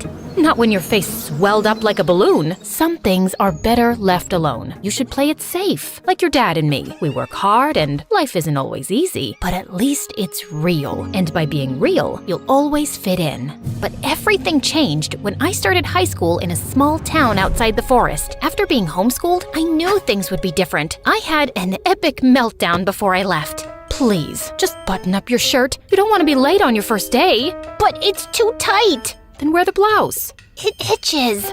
I know, my t-shirt is just right. Oh no, but it won't match my shoes. High school was a whole new world. No more dodging tree branches or picking berries. Suddenly, I was navigating crowded hallways and trying to crack the code of cafeteria clicks. No matter how hard I tried, I just didn't fit in. Also, it took me so long commuting back and forth from school, and it was super tiring. So when I spotted a neon flyer at school advertising available spots in new on-campus housing, I saw my chance to make some real friends. Sure, there would be chaperones around, but I'd also finally have a little space for mom and dad. Be yourself, and please, trust that your new roommates will see how brilliant you are. And maybe this time, try not to do the whole which seat is the most perfect analysis out loud. Noted. I was bouncing with excitement to meet my new roommates, praying they'd like me. Turns out, I had nothing to worry about. The door opened to the most handsome guy I'd ever seen, with blonde waves and sparkling blue eyes. Hi, I'm Rupert. Let me get those bags for you. He casually lifted my heavy suitcase with one muscly arm like it was nothing. Winnie was like a walking fashion magazine, with highlighted curls cascading down her back. Ooh, what fun. Somebody needs a makeover. You can borrow my clothes anytime. And you should. Teddy was this cute tech hippie who was always meditating in designer clothes. Your aura is amazing. Now, tell me everything about yourself. Finally, someone who wanted to know about me. We all clicked instantly. Even when I started my usual Goldilocks seating analysis, they didn't flinch. Okay, so sitting on this end of the sofa would give me a chill because it's by the door, and the other end is no good because you can't see the TV. But the middle, it's just perfect, halfway to the kitchen and the exit. Wow, I've never thought about it that way. So cute. You should live in my pocket. Please, tell me more about your seating philosophy. At first, they seemed like an absolute dream. Winnie and I would spend hours laughing as she styled me. You're practically my twin. You must come to New York and meet my family. They'll probably want to adopt you. Rupert always offered to help put up shelves and fix stuff and always wore a tool belt. Sometimes it's hard being this beautiful. I've heard it can stall your career. Teddy always complimented me and had my favorite frothy coffee in hand. Here's a little thank you. Now that you're here, the room's brighter, and the energy levels have skyrocketed. I felt most at ease with Teddy. I couldn't help wonder if he liked me, and a part of me hoped he'd ask me out. But just as I was settling in, things got weird. I started wondering where Winnie got all her clothes. She rocked the latest trends daily without repeating outfits and kept giving me tons of clothes too. Seriously, how could she afford that on a high school budget? Oh, my mom has a boutique in San Fran. I thought you were from New York. I noticed Winnie blushing. Oh, yeah, they moved because of bed bugs. Then one time, when I asked Teddy to fix the Wi-Fi, I caught him frantically searching YouTube for a tutorial. I was just double-checking. Old electrics. Better safe than sorry. The building was brand new, and wasn't he a tech guy? But the real head-scratcher came when I found Rupert coming out of a room I'd never noticed before. He was locking it up when I caught him. Oh, it's just my personal gym. I'm a bit funny about people using my equipment, so please respect that and don't go in. Here's the thing, he was never sweaty afterward. My curiosity got the better of me. And one day, when everyone was out, I stood in front of the mysterious door. Rupert must have forgotten to lock it. Mom's warning about curiosity killing the cat echoed in my head, but I couldn't resist. Just as I reached for the doorknob, I felt a presence behind me. I spun around to find Winnie. You will love this top. Let's try it on. I saw her impeccable timing as a sign to stay away. I soon had no time to think about the door, as Teddy roped me into organizing his costume party. He kept piling on tasks. Food, entertainment, costumes, and I didn't have the heart to tell him I was struggling. I spent most of my time fixing my mistakes to make sure his party was perfect. Finally, on the day of the party, as my roommates were getting dressed up, I was sitting out snacks when something shiny caught my eye. The key to Rupert's room. I grabbed it and rushed to the mysterious room. I put the key in and the door opened. Inside was a dimly lit room with monitors showing live feeds from the communal areas. The lounge, kitchen, hallway, even outside Rupert's so-called gym. Has Rupert been spying on all of us? Why? Then, I noticed a desk cluttered with files, each labeled with our names. I flipped open Winnie's. Her real name was Lisa, and she was an actress from San Francisco. The scripts, planned scenarios, and highlighted drama moments told me everything. I wasn't just living with strange roommates. I was the star of a reality TV show. My heart raced as the truth hit me. The friendships, the laughs, the attention, it was all a setup. No wonder Winnie had endless clothes, Rupert posed with tools, and Teddy paid me attention. Because of the cameras. Just as I was about to leave, I turned and saw 3 bears. I grabbed something to defend myself when I heard a familiar voice. Looks like the cat's out of the bag.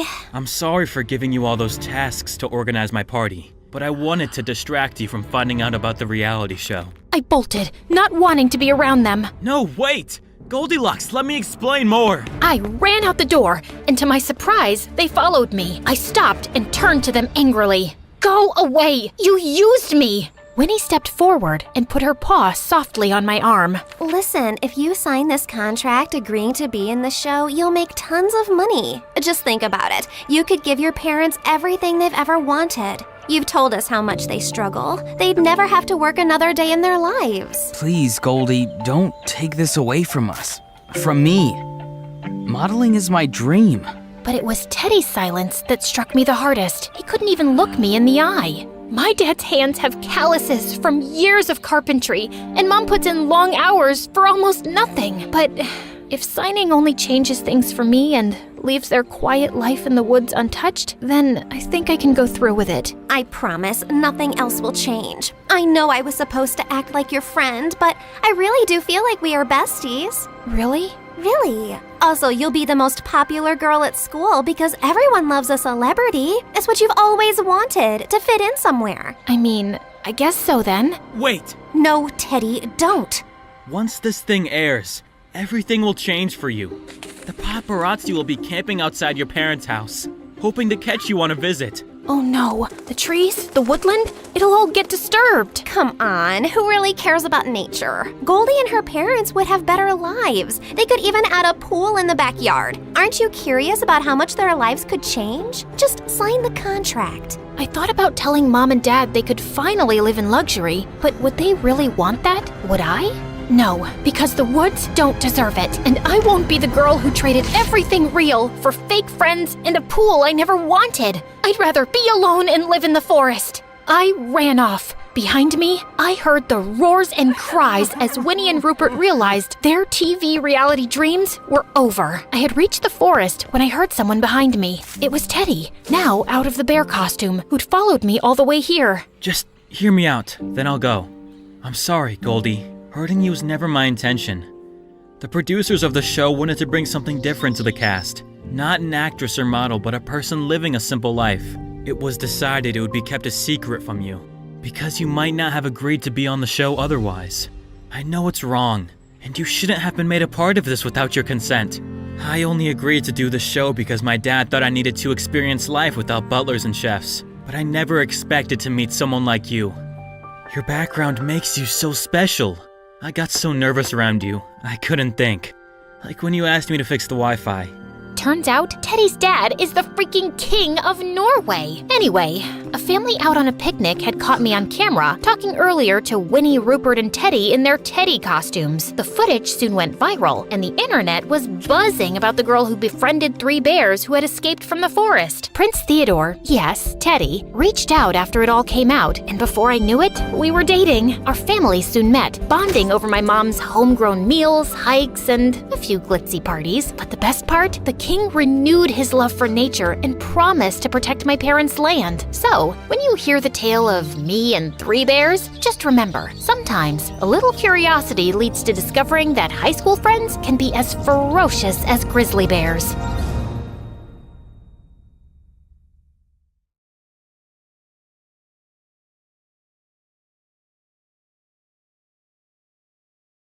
Hi, my name is Owena, which means sunrise in Native American. And this is... You thought this was my sister? She's actually my mom, Sachin. To know more about our story, please like and subscribe. My mom had me when she was in her final year of drama school. Growing up, Dad wasn't around much and eventually left when I was just 4. For me, my mom was everything and I absolutely adored her. Since my mom was the most gorgeous woman, people used to think we were sisters. She was gorgeous, and I guess I got my good looks from her. One time when I was 7, Mom and I went to the mall and were having lunch in the food court, and a waiter asked for her number. "You look like you're in high school. Beat it, kid, or else I'll tell your manager." A mom and a daughter can't have lunch in peace. Terrific. After lunch, as we were roaming around the mall, we spotted a toddler competition being held there, and even though I wasn't exactly a toddler, I still won it without even participating. When the people started taking pictures of me and told my mom how I looked like Moana, Mom was over the moon. I know, right? I'm so gonna make her a star. Mommy, like the stars in the sky or like the ones on my dress? A movie star, sweetie. From there on, Mom focused all her energy into making me a star. In school, I was always in plays, and one time our school was doing the Wizard of Oz play, and my teacher decided to give others a chance to come forward and made me the Wicked Witch instead of Dorothy. But guess what? I aced that role too. Mom was so proud of me, but she wanted me to focus only on my acting career. So she started to homeschool me and hired acting tutors. They'd give me long scripts to memorize, and it would just exhaust me. Mom also wanted me to focus on maintaining an ideal weight, and she wouldn't let me eat any junk food.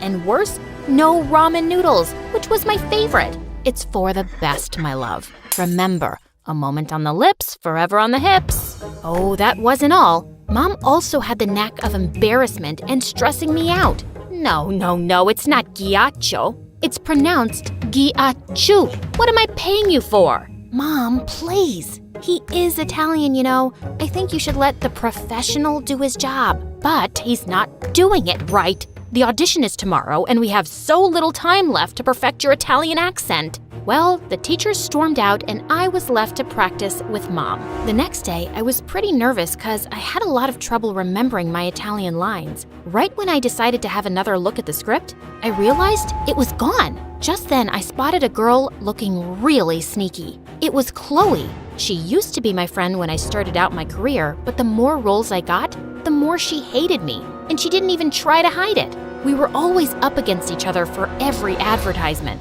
I followed her, and what I saw made me scream. Chloe ripped my script and flushed it. What are you doing? So, you're not just bad at acting, you also have bad eyesight. I'm getting rid of it, duh. I want this role. I hate it when my mom keeps comparing me to you. I am better than you. Oh, this witch. I wanted to slap her. Of course she compares me to you. I'm good at what I do. Unlike you, you jealous, two-faced witch. I then chased after her and crashed into a man, almost dropping his camera. He noticed I was in tears, and then I told him what happened. Whoa, didn't know she was a nasty player, huh? You know what? Just then, he pulled out the script and gave it to me. He was the camera person for the advertisement and had the script with him. As I was practicing, I noticed him setting up the camera and couldn't stop staring. He then showed me how to set it up and even shot a video as I watched in awe. That was the day I knew I love being behind the camera more than in front of it. Oh, and I got the ad. Time flew by, and on my 18th birthday, I received the best news ever. After the party while cleaning up, I heard the sound of glass breaking and my mom screaming in the kitchen. Mom, what's wrong? Are you hurt? You got it. Oh my God, you got it! Mom, slow down. You got the audition for Elijah's film. Elijah Miller's film? The one who works for Disney? What? You see, Elijah Miller was the biggest award-winning director. I was a big fan. Not only was he handsome, but he was extremely talented too. I guess it was the first time I felt like I could really be a star. I worked hard, really hard, and seeing me so focused, Mom looked pretty happy. There is no way you aren't getting this role. Mom, I am excited, but don't get my hopes up. Why shouldn't I? Always have your eye on the prize. Got it? A day before the audition, I felt very stressed, so I took my camera and stepped out to get some fresh air. I bought the camera after an audition years ago. I began shooting videos every time I felt overwhelmed with the stress of auditions. But the most I did was make reels and put it up on Instagram under a different account. The videos did very well and many people appreciated my work and even suggested I send it to filmmakers.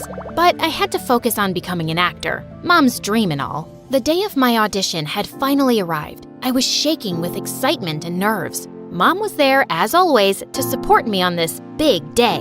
We suddenly saw some of the actors run with their friends and family members towards the door. My eyes almost popped out of my socket when I saw the Elijah Miller walk in. What happened next, however, dropped my jaw on the floor. Sachin? Oh my God, Elijah! It's been a long time. You still remember me?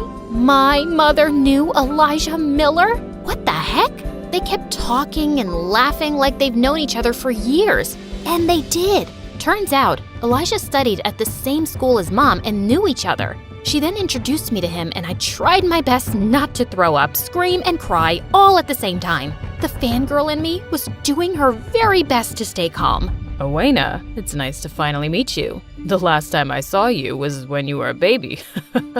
It's nice to meet you too. I'm a big fan of your work. Elijah Miller saw me as a baby? What? Okay, Mom talks about everything under the sun to me, and she keeps this important information to herself? But oh my God, Elijah Miller knows me! Mom sent me away so she could talk to Elijah. As I walked towards the room, I felt someone's leg before I tripped and fell, screaming in pain. Everyone came rushing towards me, and I noticed my ankle was beginning to swell up. It was that snake again, Chloe. Oh my God, Owena, are you all right? How dare she? And then I heard Mom yell like crazy, and soon Chloe was taken away. Looked like everyone saw her trip me. Let me go! She's always taking my roles! Wow, I didn't know she hated me that much. I'm fine. I have to audition. Mom helped me up and took me to the room where my audition was taking place. Even though I tried to do my best given the situation, I still felt on edge and began stuttering. Mom then suddenly walked up to Elijah. She is good. Trust me, it's just the foot. Just let her finish. And then Elijah did the most weird thing. He handed Mom my script. I trust you, Sachin. After all, she is your daughter. Well, the audition went well. Or so I thought. But days had gone by and I stopped waiting by the phone to hear news about my audition. I had almost given up hope. But one day, when Mom and I were watching a movie at home, her phone rang and she went ultrasonic after she cut the call. Owena! Owena! Mom, words? You got a role in Elijah's movie! You're kidding, right? I'm sure I ruined it. No, you didn't. But it isn't the one you auditioned for. They said someone else got that and you got the other one, which is like the second lead. Mom, it doesn't matter. I get to act in Elijah's movie. Mom and I were screaming our lungs out when the doorbell rang, and Elijah walked in.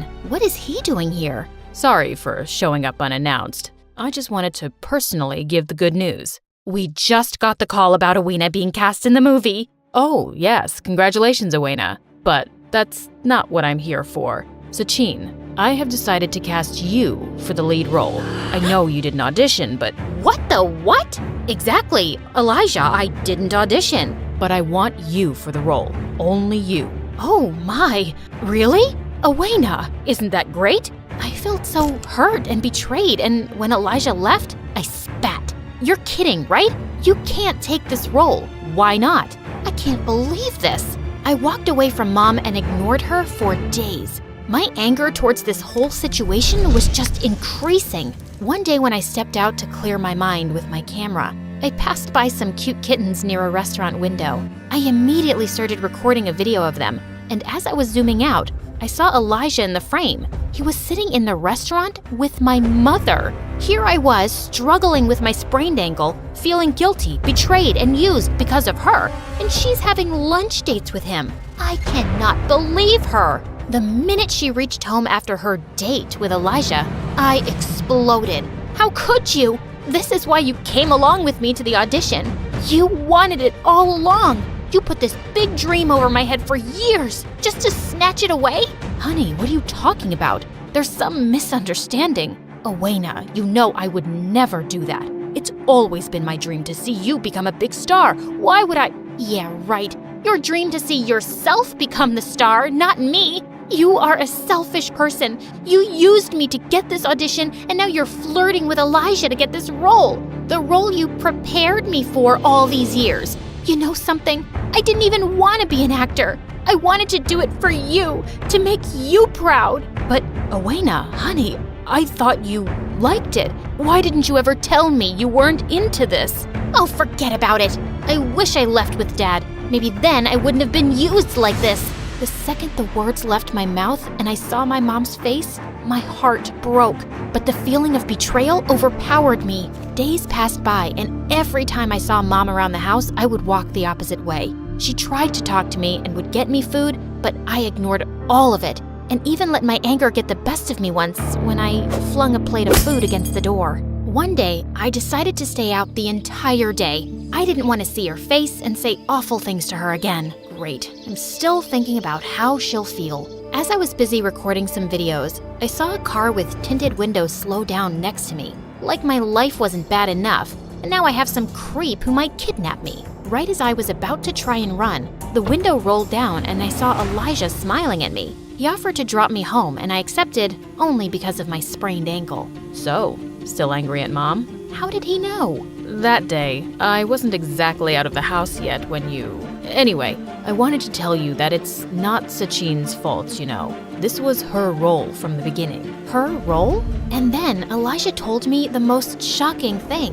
He has always had an elephant-sized crush on Mom since school, and he wrote this script with her in mind. He asked Mom several times to act in the film, but she kept denying. And when she agreed, she found out she was having me. I told her that she can do this role after you were old enough as well, but she said being an actor wasn't her dream anymore. You were. But I never stopped trying. I even met her one afternoon to convince her, but she said no. Looks like I'll have to scrap the idea to ever make this movie. I was in a state of shock and felt extremely guilty. As soon as we reached home, I thanked Elijah and rushed inside, straight to Mom, and hugged her. Owena, where have you been? Mom, I am so sorry for saying such awful things. It's fine, honey. You were angry and I understand. I'm sorry too, but I want to tell you that I didn't take the role. I don't want anything to come between us, ever. But you have to take the role. It's been yours from the beginning. I know. Elijah told me everything. He won't do the movie without you. But honey, I can't. No buts. Now please, let Elijah know before he announces it publicly that the movie is scrapped. Okay, but let's first have this. Mom then gave me a bowl of steaming ramen noodles, and I almost screamed with happiness. The next morning, Mom contacted Elijah to let him know that she would take the role. Elijah even offered me the role of an intern so I would learn more about filmmaking. A few years after the movie, Elijah asked Mom to marry him, and she said yes. And me? I went to film school and got a degree in filmmaking. So you see, it's never too late to achieve your dreams. And if you were thinking my story has ended, well, it has just begun.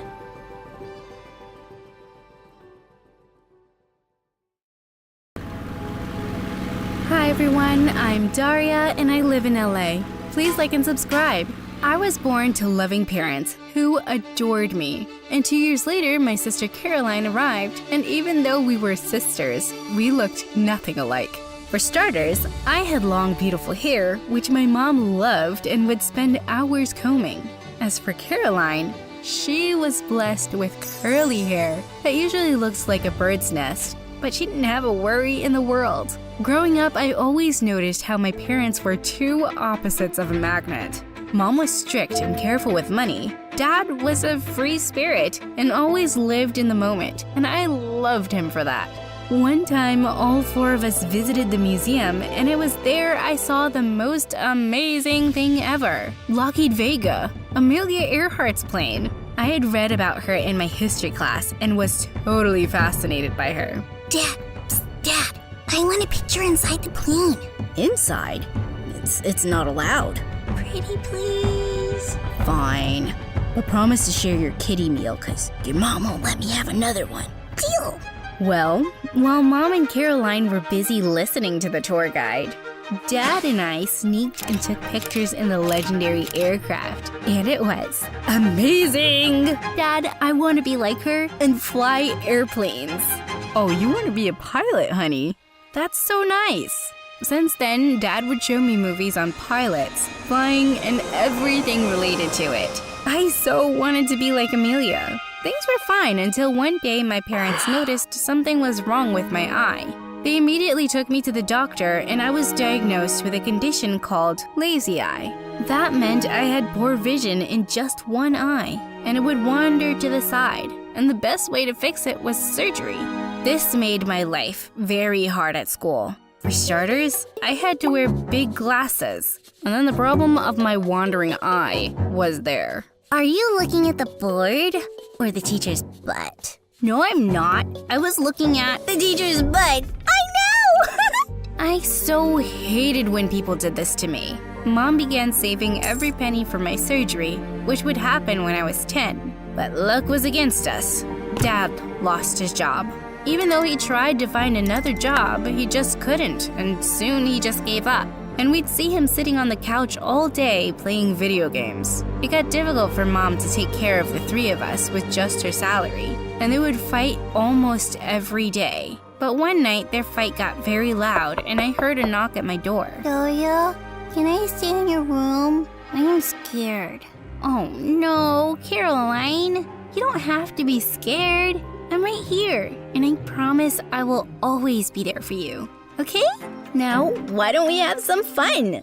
Caroline and I played and jumped up and down on the bed. It was so fun. We talked the night away, and I told her about my dream to become a pilot. Will you take me on the plane with you? Of course. I'll even let you sit next to me and take you to different places. When I turned 13, Mom had finally saved enough money for my surgery, and I was so happy. To celebrate, Dad said he would get me a surprise. I loved surprises. This was one of the best days ever. Ta-da! Congratulations, Daria.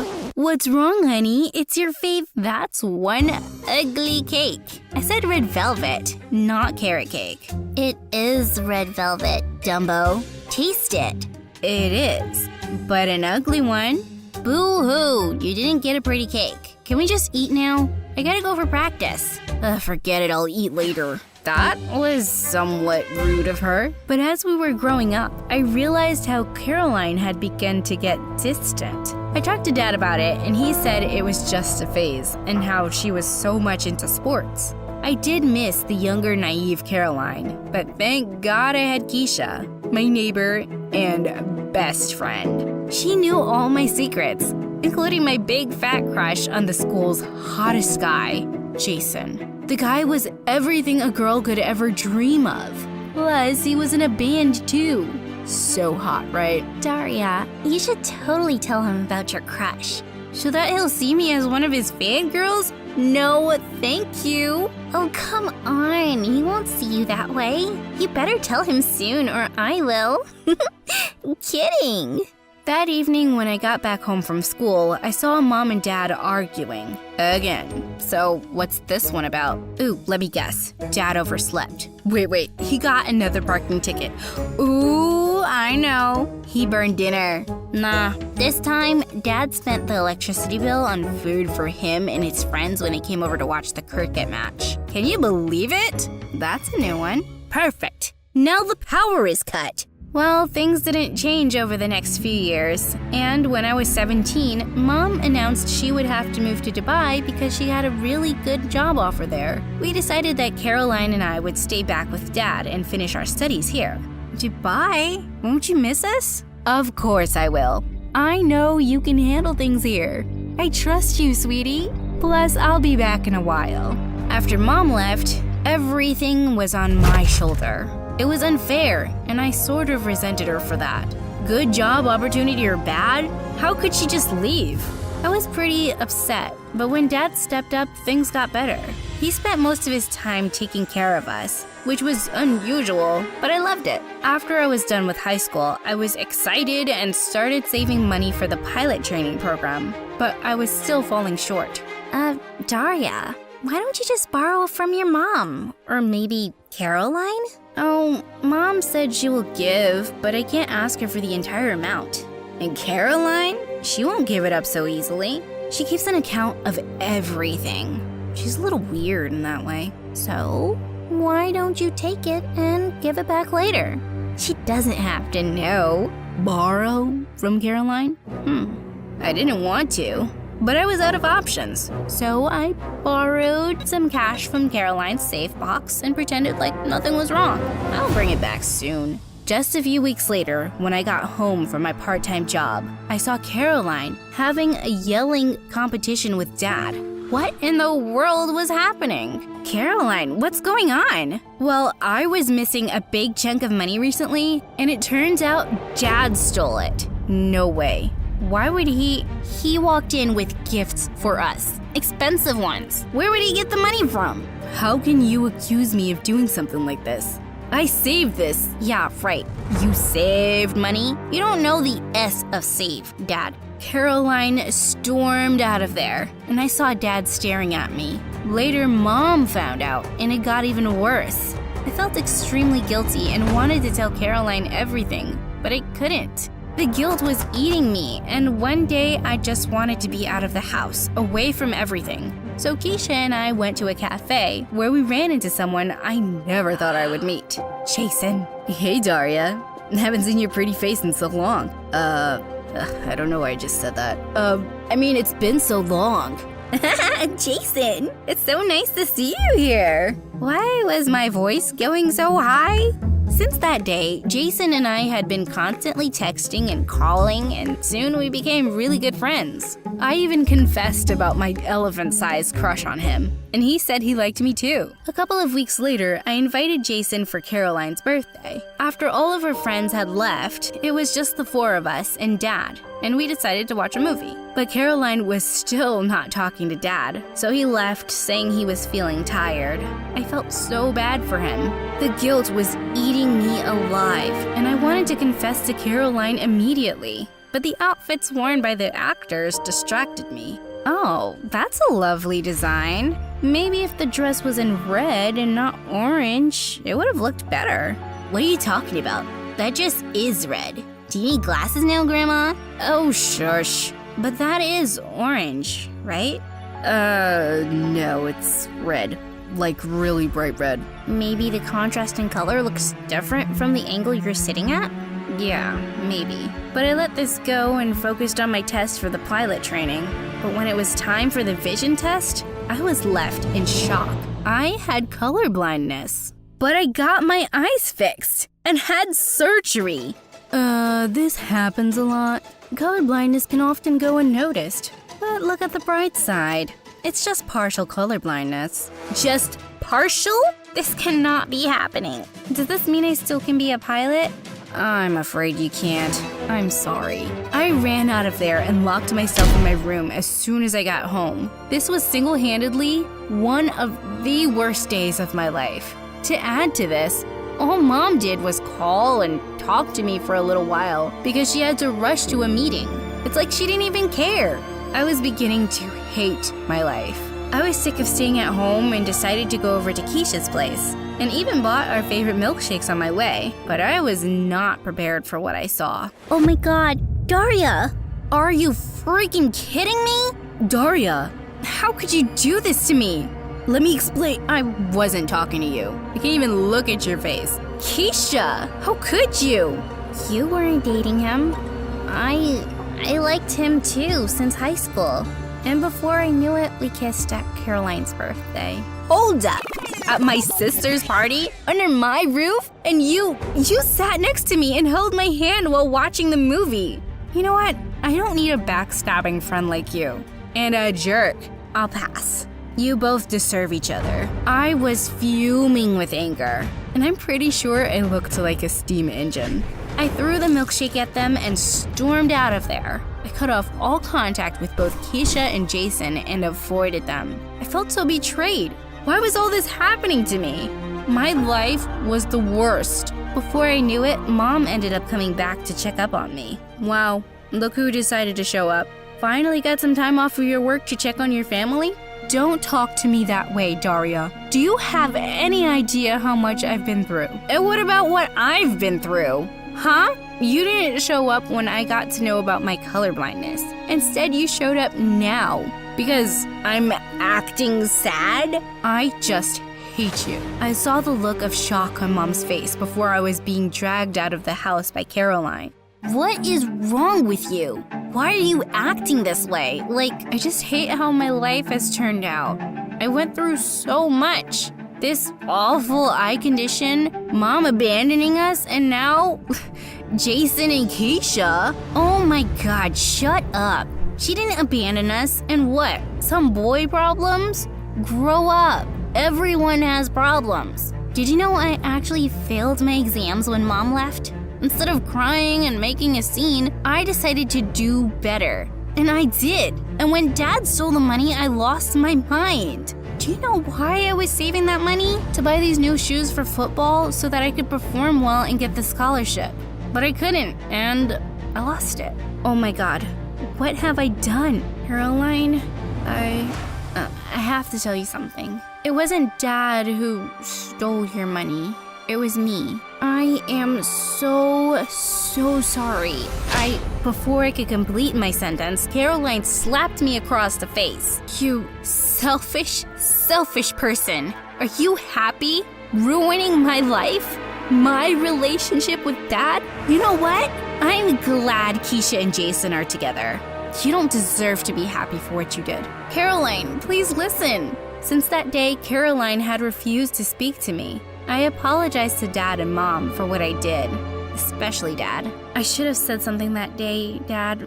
I wasn't strong enough. You know, I had seen you take the money from Caroline's safe, but I wanted you to tell her yourself.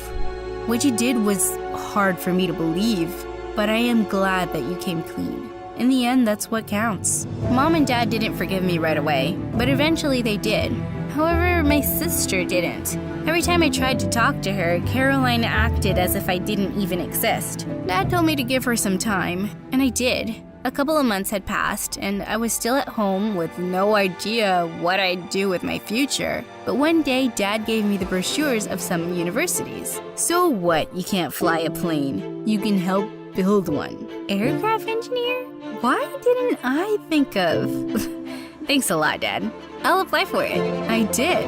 And the day my acceptance letter arrived, I was over the moon. And there was only one person I wanted to tell this to, Caroline. I decided to get her those shoes. But once again, I was short on cash. But then I had the best idea. Once I had the shoes, I put them outside Caroline's room and waited for her to see. Do you forgive me? I'm still mad at you, but thank you for this. Why are you wearing a cap? What did you do? I sort of sold my hair. Don't worry, it'll grow back. I'm just happy that you're happy. I can't believe you did this for me. Thank you so much, Daria.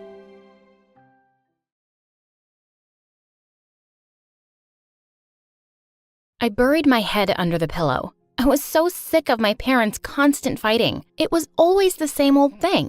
Mom shouted, "You're cheating on me again. Who is it this time?" Dad yelled back, "Oh my God. If I were cheating, who could blame me? You're crazy and paranoid. I can't do this anymore. I'm done." I sat up straight in bed. He'd never said that before. I peeked out of my room to see Dad leaving with a suitcase. My heart sank. I walked into their room to find Mom sitting at her dressing table. She said, "He left because he's a cheater. He always has been." I picked up my bag and left for the ice rink. I put my skates on and felt all that anger slip away as I glided across the ice. This was the only thing keeping me sane. The big dream, a gold medal at the Olympics, A few hours later, another couple joined me at the rink. My heart skipped a beat when I saw it was Ethan, and with him was his gorgeous partner. Every time I saw them, I felt a twinge of jealousy. I'd had the biggest crush on him for months. He flashed me a smile, and I almost spun out of control. Get a grip, girl. By the time I got home, it was late afternoon, and Mom was still asleep. I said, Mom, don't you go to work today?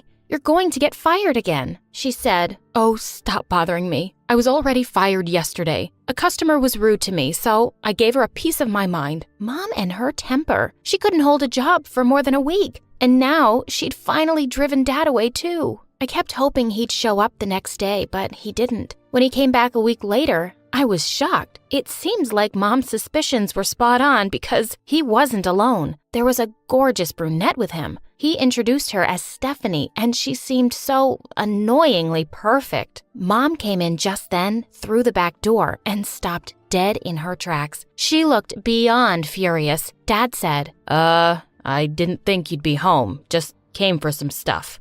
Mom shouted, How dare you bring her into this house? And then she started throwing things from her grocery bag straight at Dad and his girlfriend. Stephanie screamed and ran out to the car. Dad said, Stop this nonsense right now. But there was no stopping Mom. Dad said to me, Emma, I'll get you away from this mad woman. We'll talk later. And with that, he quickly turned and left. Mom ran up to her room, and of course, I was left cleaning up the mess. A few days later, Dad invited me to dinner with him and Stephanie. I was reluctant, but couldn't say no to him. When the server in the restaurant came to our table, it turned out to be Ethan. I was too nervous to even smile back at him. Stephanie even encouraged me to talk to him. Throughout the meal, she was so great that I was beginning to think she wasn't so bad after all. But then she did something horrible. She accidentally spilled a whole glass of juice on me. Just then, Ethan returned with our order. He must have thought I was such a loser. I turned to her angrily and said, Why did you do that? She said, I'm so sorry. It was just an accident. But I could tell she was trying really hard not to laugh at me. So was Dad.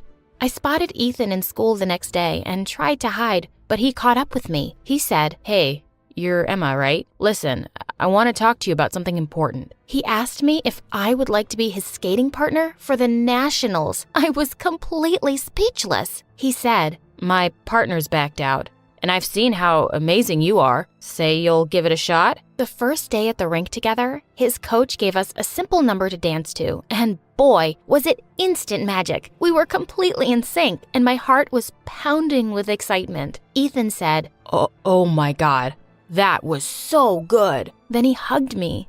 We became friends and dance partners and started training after school every day. He asked me out soon enough, and of course, I said yes. Ethan was the best thing that had happened to me in a while. The divorce proceedings had started and things were turning ugly. Dad had filed for sole custody and Mom was pissed. He won because the court thought he could take better care of me. Mom and I were devastated. She wasn't perfect, but I really didn't want to go live with stupid, selfish Stephanie. She came to the lounge carrying a bunch of Dad's white shirts. They were all pink. She said, Emma, I only asked you to do the laundry and look what you've done. There was a red sock in the machine with all the whites. Dad looked really annoyed. He said, Seriously, Emma, you're old enough to not do something so dumb. I didn't even own any red socks. I tried saying that I had checked all the clothes, but Dad just told me to stop talking. Stephanie cuddled up next to my dad and I left the lounge. Seeing them happy like that made my blood boil even more. But things were about to get much worse. Ethan and I were performing at a local competition in 2 weeks. I wanted to invite Mom and Dad to come see me. I was still thinking about how to keep Stephanie out of it. I said, Hey, Dad, you know Mr. Clarkson who lives down the street? His son. I stopped short when I saw Dad's face. He said, Don't ever mention that name in my house. That horrible man has been trying to ruin my business for ages. Mom and Dad's relationship was getting worse. One day, when Dad dropped me off for the weekend, I heard them arguing. He was accusing her of sending a detective to spy on him. He said, Stop interfering in my life. We're over. Get that inside your head. After I left, I told Mom about Ethan. The next day after she met him, she said, He's such a nice boy. Don't worry about your father, honey. I'll support you. My heart was racing as I got dressed for skating. I opened my bag and, to my horror, my skates weren't there. Ethan said, "Hey, come on. Are you good to go?" I cried, "Ethan, my skates. I swear I put them in my bag." He looked horrified. Our names were being called out next, and there was nothing I could do but wear the spare ones lying in the locker room. I tried to calm and focus, but I couldn't. The borrowed shoes were too tight, and I kept feeling like I was about to lose my balance. When the moment of the big lift came and Ethan spun me, I slipped and fell hard on the ice. The music stopped. I could hear people gasping and whispering. Ethan asked me if I was okay, but I could see how disappointed he was. As I ran off the rink, I spotted two familiar faces in the crowd.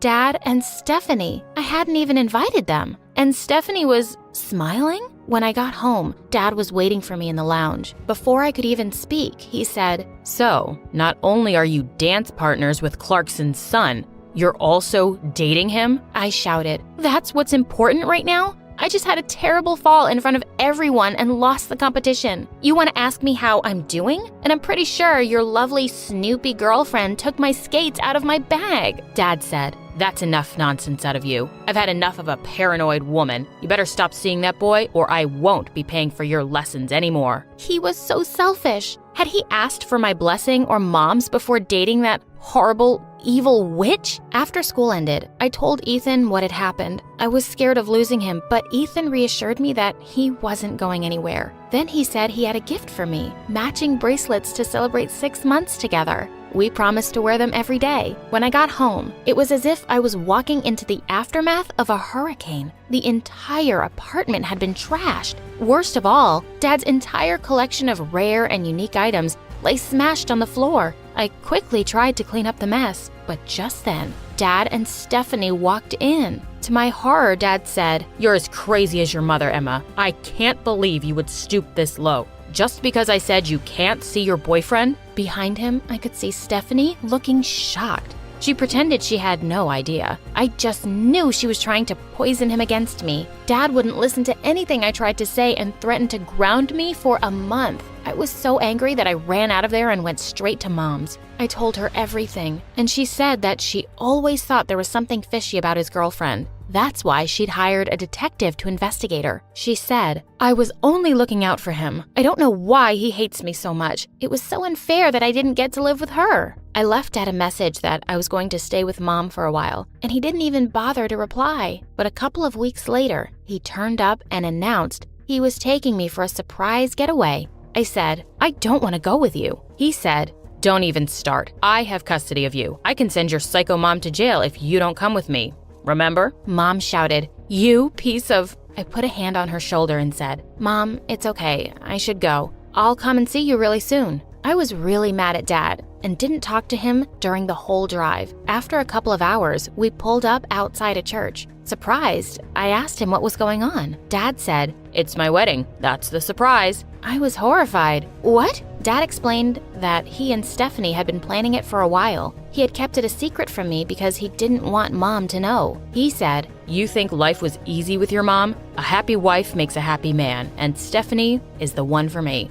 You do agree with me, right?" Right now, he looked as creepy as she did. Maybe they deserved each other. Inside, I saw all the relatives on my dad's side. I was the only one who'd been kept in the dark. Stephanie pretended that she was happy to see me and held up a bridesmaid's dress for me. It was the most hideous thing I'd ever seen, and it seemed to be the size of a circus tent. I saw the other bridesmaids wearing much prettier dresses. She was seriously such a jerk, and Dad couldn't even see that. I had to fix this, and I had a plan. Everyone gasped in delight as Stephanie walked down the aisle. I heard my aunt sigh, "She looks like an angel." Yeah, a devil in angel's disguise.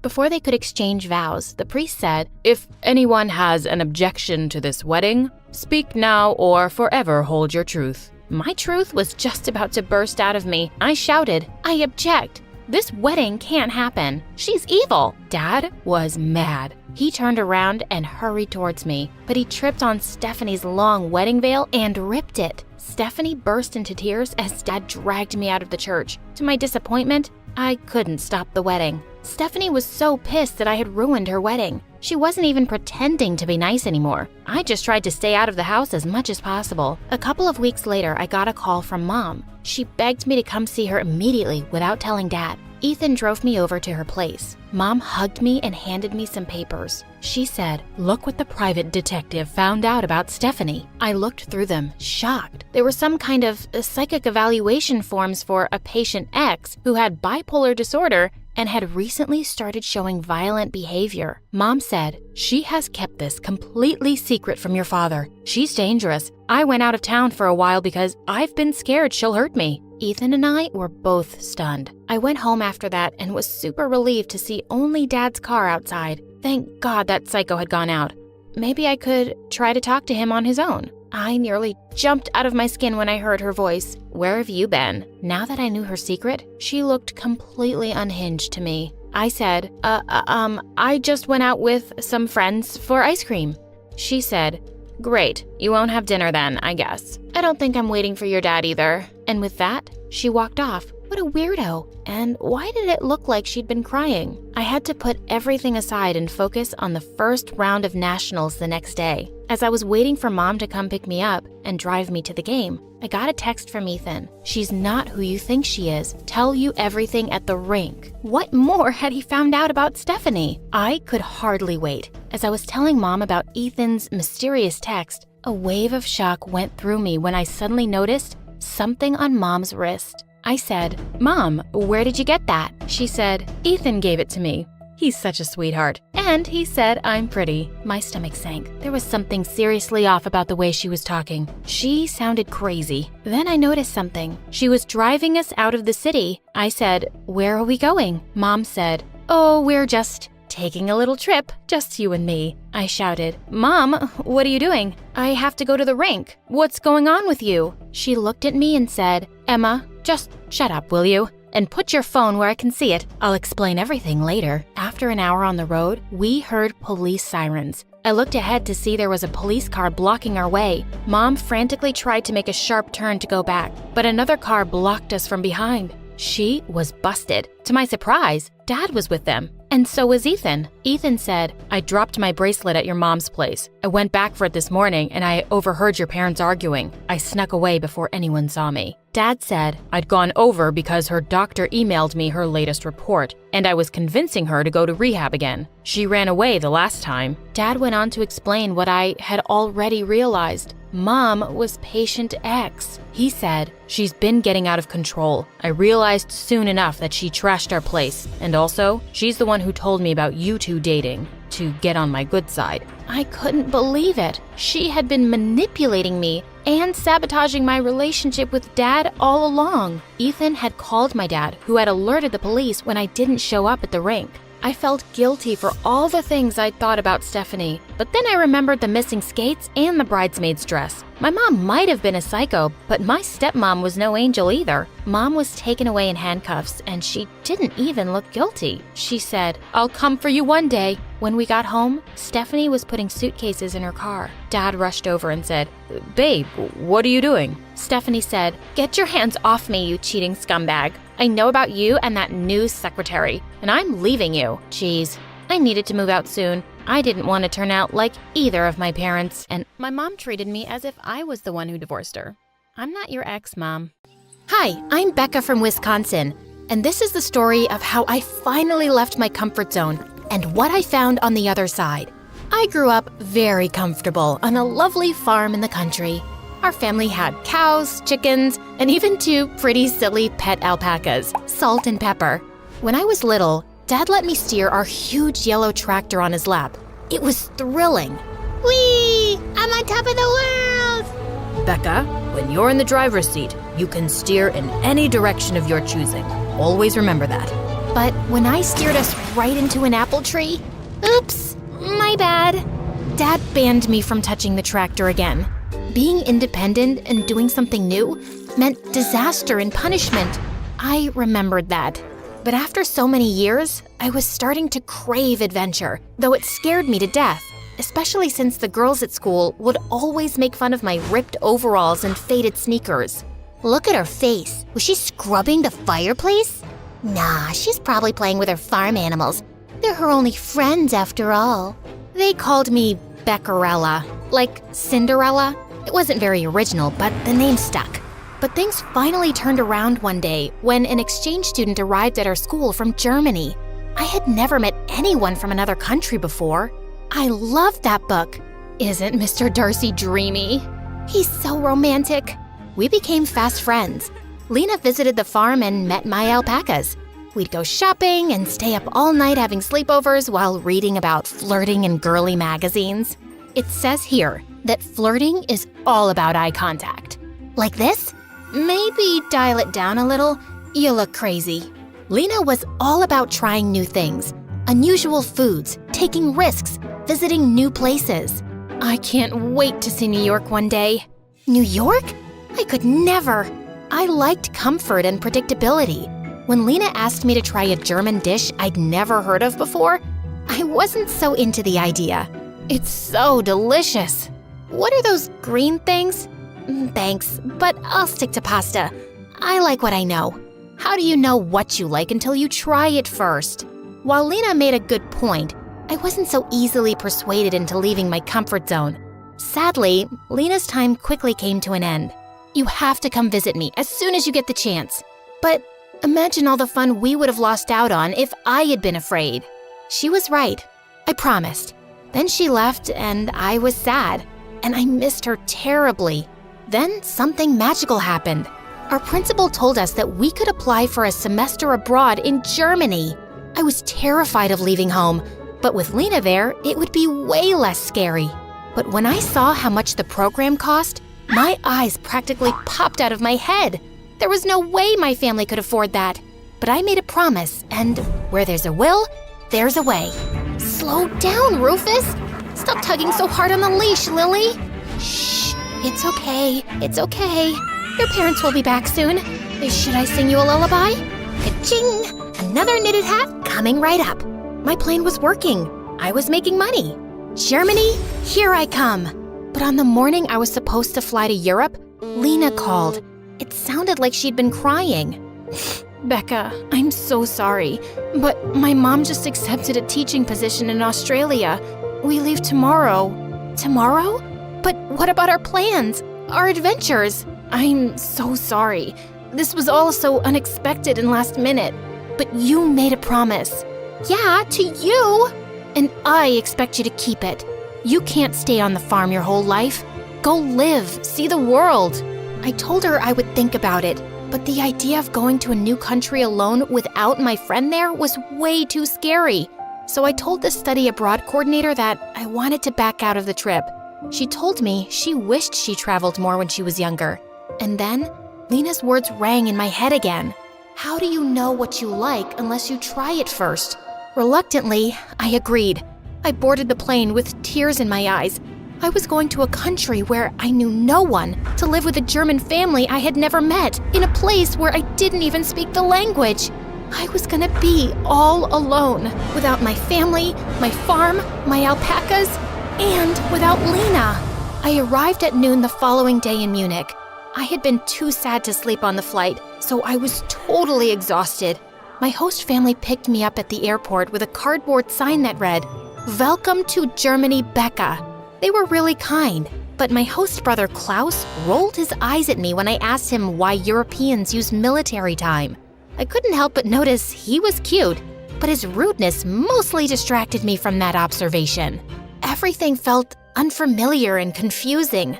I didn't understand how the windows in the house worked, how to set the thermostat, or why my clothes came out crispy after washing.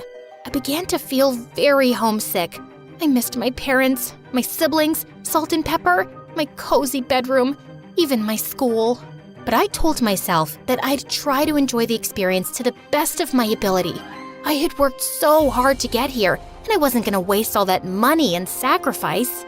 The next morning at the breakfast table before school, Klaus joined me and stuffed scrambled eggs into his mouth like he hadn't eaten in days. I barely nibbled at mine. "Why don't you refrigerate your eggs here?" "You really know nothing about Germany, do you?" "It's just a question. And why does Germany use Celsius and not Fahrenheit?" "Let's go. We're gonna be late for school." He drove us to school every morning, and I pestered him with questions about his home country. His cold demeanor melted a bit, and he started actually answering my questions, and even started asking me some questions back. I couldn't help but notice how attractive he looked in his knit sweaters that emphasized his pronounced biceps. So, do you really refrigerate your eggs in America? How unusual. And the grocery store even designates people to bag our groceries. If I come to America, would you be my one-on-one tour guide? I need to see this for myself. I'd love to show you around. I couldn't tell if he was flirting with me or not. Was he making eye contact? I was pretty sure he was, and I had to admit, I didn't mind it. School was a mixed bag. Learning German with a tutor was difficult. It felt like I was born with the wrong tongue. But I studied each night and began to master the basics. I even had a short conversation with the bus driver in German about the weather, which was exciting. At lunch one day at school, Klaus handed me the house keys and told me he wouldn't be able to take me home as usual. He had to study with a few friends for a math test. I told him it was fine, but I ended up taking the wrong train home and ended up in a totally different city. I called him, and he had to pick me up instead of studying. I'm so sorry, truly. That was my only time to study. I can't fail. I've been so busy with swim practice. You're ruining everything. I'm sorry, I'm still learning how to navigate here. I don't know my way around yet. When we got home, I couldn't find the keys he gave me. It was pouring and we had to stand in the rain till his parents got home. He was clearly upset, but remained silent. I vowed to myself I'd master the German public transportation system after that. Later that night, he knocked on my door in his pajamas. I opened it. Yeah? I'm here to apologize. You didn't get lost on purpose. You're not from here, and I was rude. Can you accept my apology? No worries. All is forgiven. He cracked a smile that made me feel like melting ice cream on a hot summer's day. Do you need a study buddy? Actually, I'd appreciate that. We spent the night on the couch. I quizzed him with flashcards, and then we spent the rest of the night just laughing and talking and sharing stories. It was so romantic, but I wasn't sure if he still just saw me as a friend. The girls were really nice to me. They asked me to sit with them at lunch, but often they'd speak German really quickly, and I had no idea what was going on. The whole experience made me admire Lena even more.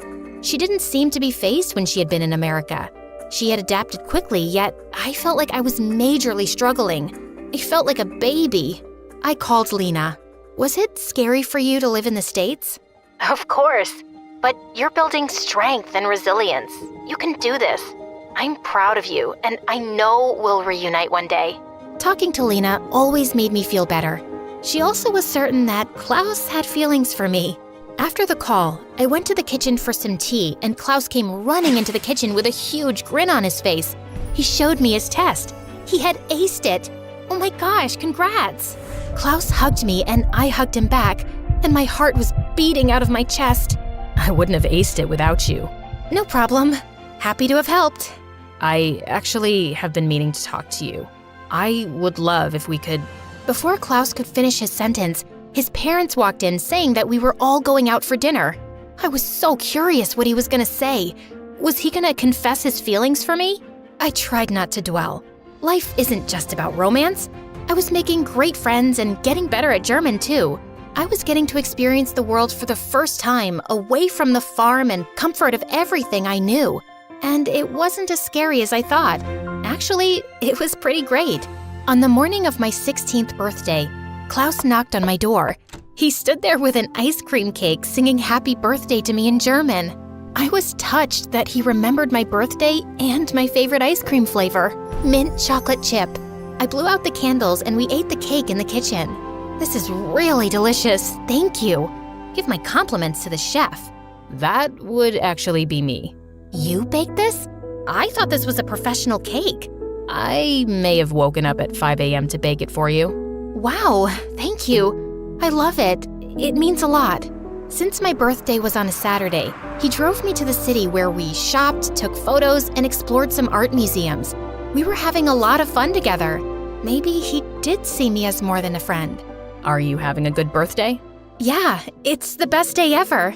Thank you. I really like you, Becca. You do? Yeah. You're interesting and beautiful and unexpected. I wanted to tell you a while ago, but I chickened out. I thought maybe you saw me as a friend. I've liked you for some time, but since we both live under the same roof, I didn't want to make things awkward. But I can't hold back my true feelings any longer. I really like you too, Klaus. I felt like I was in a Jane Austen novel, but without the uncomfortable clothing. Here he was confessing his feelings, and here I was confessing mine. He took me to the movies. While we were sitting in the theater, he reached for my hand.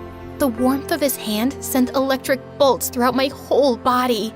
Afterwards, he took me to a gorgeous park overlooking the city. I was so grateful at that moment to be spending time in a different country.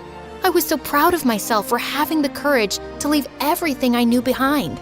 I was learning so much and becoming the person I was meant to be. So, what did you think of the film? To be honest, I was a little too distracted to focus. Me too. And then he kissed me. My first real kiss on my birthday of all days.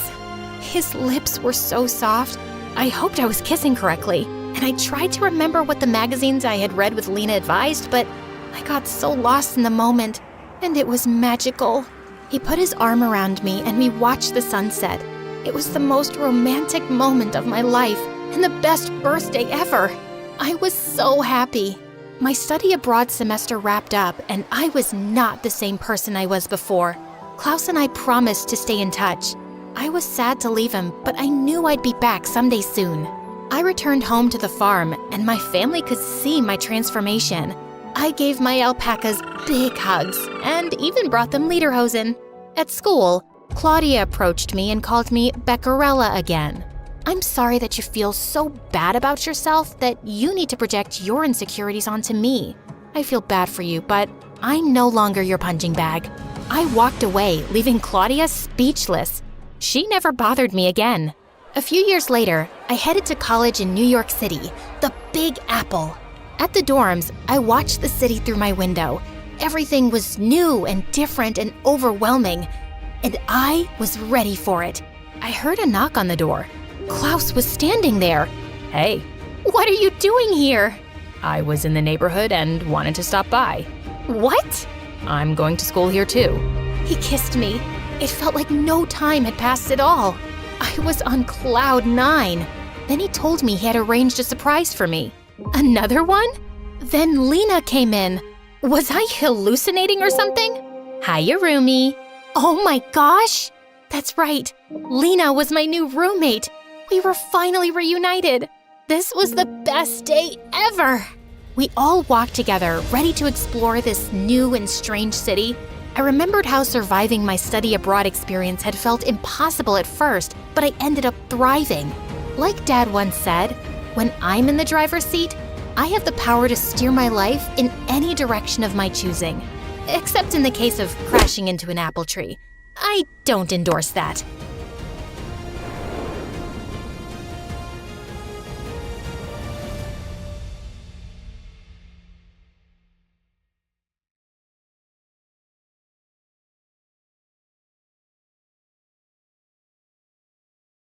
Hi, my name is Lola and I'm from Atlanta. Please like and subscribe. When I was a kid, my parents and I had adventures all the time. We played hide and seek, we fought monsters in our backyard, and I even saved Mom from a mean old pirate who tried to steal the last piece of pie. My life was fantastic, but when I turned 3, Mom gave birth to an evil witch named Genevieve. From the moment Jen was born, she used her beady blue eyes to cast a spell on my parents and turn them into her evil minions. Genevieve, we love you more than anything in the world. Here you go, honey. Hey, I was playing with that. Jen started walking at 9 months old. At 2, she could write her own name. And at 3, she could do the alphabet without making any mistakes. When Jen was 7, she won her first national spelling bee. She got a huge cash prize, and the reporter came over to interview her for the cover story of a magazine. I'd like to thank my parents. I couldn't have done this without them. We're so lucky to have a genius daughter. She's our pride and joy. My parents kept gushing about Jen for hours as I sat in the corner. When the reporter finally said it was time for pictures, I joined my family for a photo. But Jen insisted that I stay out of it. My parents tried reasoning with her, but she was beyond reason. It's my moment, and she'll ruin my image with her stupidity vibe. Like, my brain sees pictures with this special lens, and I'll be able to feel her dumbness every time I look at the pictures. I can't explain how my brain works. Just make her go. So Mom gave me some money for ice cream and told me to wait outside while the photo shoot happened.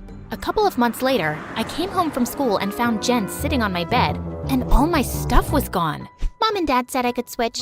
This room's bigger and has more space for my trophies. But this is my room! Mom, Dad, make Jen give me my room back! Lola, stop being ridiculous. You don't need a room this size. You don't have any trophies. Jeannie, do you need anything? Should I put up some more shelves? A new bookcase? I was so mad I threw myself on the ground and started screaming. This sucks. I'm leaving, and I'm never coming back. I'll show you. I'll get a new family that will appreciate me. I stormed out of the house. I got to the driveway and realized I had nowhere to go. So I decided to hide out in my treehouse. But then something crazy happened. My stomach started rumbling, and I searched through my pockets to find a candy bar. Then out of nowhere, this girl appeared and snatched it out of my hand. Hey, that's mine. This is my treehouse. Get out. I don't see your name on it. It's written right there. Oh. Then the strange girl wrote the word Madison on the wall. I guess we're roommates now. We'll just have to share. Then she tossed me half the candy bar. Madison and I spent the rest of the day together, and she was pretty wild. She told me about all the adventures she'd had in the neighborhood. I found a skeleton in the neighbor's backyard. No way! The old lady across the street is an alien. I saw a spaceship in her garage. Madison made up fun games for us to play. We had a spitball fight and threw water balloons at the neighbors as they walked by. Then my mean old parents told me to come inside for dinner. They didn't even miss me or remember that I'd been upset. After that, when I wasn't at school or watching Janet's spelling bees, I'd run out to the treehouse and spend time with Madison. One time, we were pretending to have a sword fight in the backyard. It's over for you, Madison. Give up now. You'll never take me alive. Suddenly, Jen appeared out of nowhere. Lola, who are you talking to? Madison, duh. Who's that? I turned around to introduce Madison, but she seemed to have vanished into thin air. She was just here. Must have scared her off with your mean vibes. I thought Jen would say something, but she just gave me a weird look. I think you're old enough to not have an imaginary friend. And went back inside, and Madison instantly reappeared beside me. Where did you go? I didn't want to meet your stupid sister. And there, I got you. You're dead. When I was 12, I started junior high school, and it was the worst. All the girls were more interested in boys and makeup than building pillow forts or searching for hidden treasures. I had nothing in common with any of them, and most of them thought I was weird. I was pretty lonely. Then Madison started sneaking into my school. She'd make funny faces and tell the best jokes. Madison, you're hilarious. Stop, please. I'm gonna pee my pants. Who's Madison? Is she talking to the wall? Madison told me cool stories, and she was such a gossip. She knew everything about everyone, and she always had my back whenever a bully tried to mess with me. Having her around made me stronger and braver. Hey, ugly, get out of my way. Who are you calling ugly? You look like a rat, and your breath smells like poo. Once I was cast in a school play, and I had to do this huge monologue. My parents didn't even bother to come because Jen had a spelling competition the same day. I was so nervous I could barely speak, but then Madison showed up to cheer me on. I shook off my nerves and gave the best performance ever. I told my parents all about it, but they didn't care. The next day, they dragged me to another one of Jen's boring competitions. Madison brought a bag of ants, and we let them loose on stage. Jen and all the other kids freaked out and ran around screaming. It was hilarious. Then one day, things took a turn. For my 15th birthday, me and my family went on vacation. But when we got back home, I realized that Madison was gone. I searched for her everywhere. The treehouse, at school, and all over the house. She didn't show up. Madison, where are you? What the heck are you screaming about? I can't even hear myself think. I can't find Madison. What are you, 4? Look, I'm really busy, but do you want to talk? I know you're lonely and have trouble making friends, but this isn't healthy. I'm totally fine. Just leave me alone and go back to your books. If it wasn't bad enough that Madison had just left me, Jen soon got moved up to my class because she was so smart, and all the other kids instantly loved her. Is it true? You can spell every word in the dictionary? Yeah, almost. I am an international spelling champion. Ugh, please. What was so impressive about spelling anyway? When was being able to spell the word crustaceology useful? Then one morning, the most popular girl in our class, Emily, handed out invitations to her birthday party. Hey, you forgot to give me my invitation. Sorry, no freaks allowed. Then she whispered to Jen just loud enough for me to hear. I can't believe you're related to her. I hope you can come. It's gonna be the best party ever. I don't think I have any contests that weekend, so I should be able to make it. I watched as all the other kids waved their invites around. After school, I walked home and stopped at the candy store to cheer myself up. Just then, I caught this boy staring at me. Then he started following me around the store. I led him down an aisle, hid behind a display case, and when he wasn't looking, I tackled him and put him in a headlock. Ouch, that hurts. What's your problem? Why are you following me? He reached behind me and pulled off a huge piece of paper that was taped to my back with the word loser written in bold black letters. I was so embarrassed. Then all of a sudden, I started to cry like a big baby. What's wrong? My life stinks. My best friend abandoned me. My family doesn't like me. And all the kids at school think I'm a freak and a loser. You're not a loser. You don't even know me. I just have a feeling you're pretty cool and someone I'd like to know better. His name was Hunter, and he was really cute, and we had a ton of things in common. We loved the same books and movies, and he made me laugh a lot. We quickly became friends, and having him around made me feel a lot less lonely. The more time I spent with Hunter, the more I started to like him. He never once compared me to Jen, and he always listened to me. Even when I went on a full-on rant about how my parents gave Jen a brand new laptop on my birthday, and I just got some cheap shoes. Then one day, my parents called me into the kitchen for a family meeting. Guess what, Lola? I got into St. Florence's Academy. Isn't that incredible? Jen, we're so proud of you. We can't wait to start our new life in Chicago. Chicago? What? No way! I'm not moving there. I'm not leaving Hunter. Lola, don't be selfish. You'll find plenty of new friends in Chicago. I don't need to make new friends. I already have a friend here. I'm not moving. I stormed off to my room. 10 minutes later, Jen showed up at my door. Can we talk? Why? Have you found more ways to ruin my life? That's not fair. You want to talk about fair? Ever since you were born, you've taken everything away from me. My parents, my toys, my room, and now my only real friend. I know I wasn't very nice to you when we were kids, but I've tried reaching out to you after that to talk or help you out with your issues, but you just shut me out. Issues? My only issue is you. I'm sorry you feel that way. Yeah, right. Emily's throwing me a going away party tomorrow night. Come if you want, or just sit in your room being bitter. It's up to you. Jen put the invitation on my bed and left. I was pissed at her, but I'd never been invited to a party before. My heart ached at the thought of leaving Hunter behind and never seeing him again. Hunter was more than my best friend. I felt I was in love with him. I invited Hunter to the party, and he agreed to go. The party was at Emily's mansion, and it was so much fun. The food was great, the music was spectacular, and the best thing of all was that Hunter was there with me. Then a slow song played. It was the perfect moment to tell Hunter how I felt. You want to dance? Sure. Dancing with Hunter was so romantic. He held me tight, and his cologne smelled so good. I looked up into his eyes. I like you. I like you too. You want to kiss me? I really do. We had the most magical kiss, but then something strange happened. I opened my eyes to find everyone staring and laughing and pointing at me, and Hunter was gone. Hunter? Lola, what's wrong? Where's Hunter? He was right there. I started to panic. Where could he have gone? Hey, look at the freak making out with her invisible boyfriend. Emily pointed at a huge screen on the wall.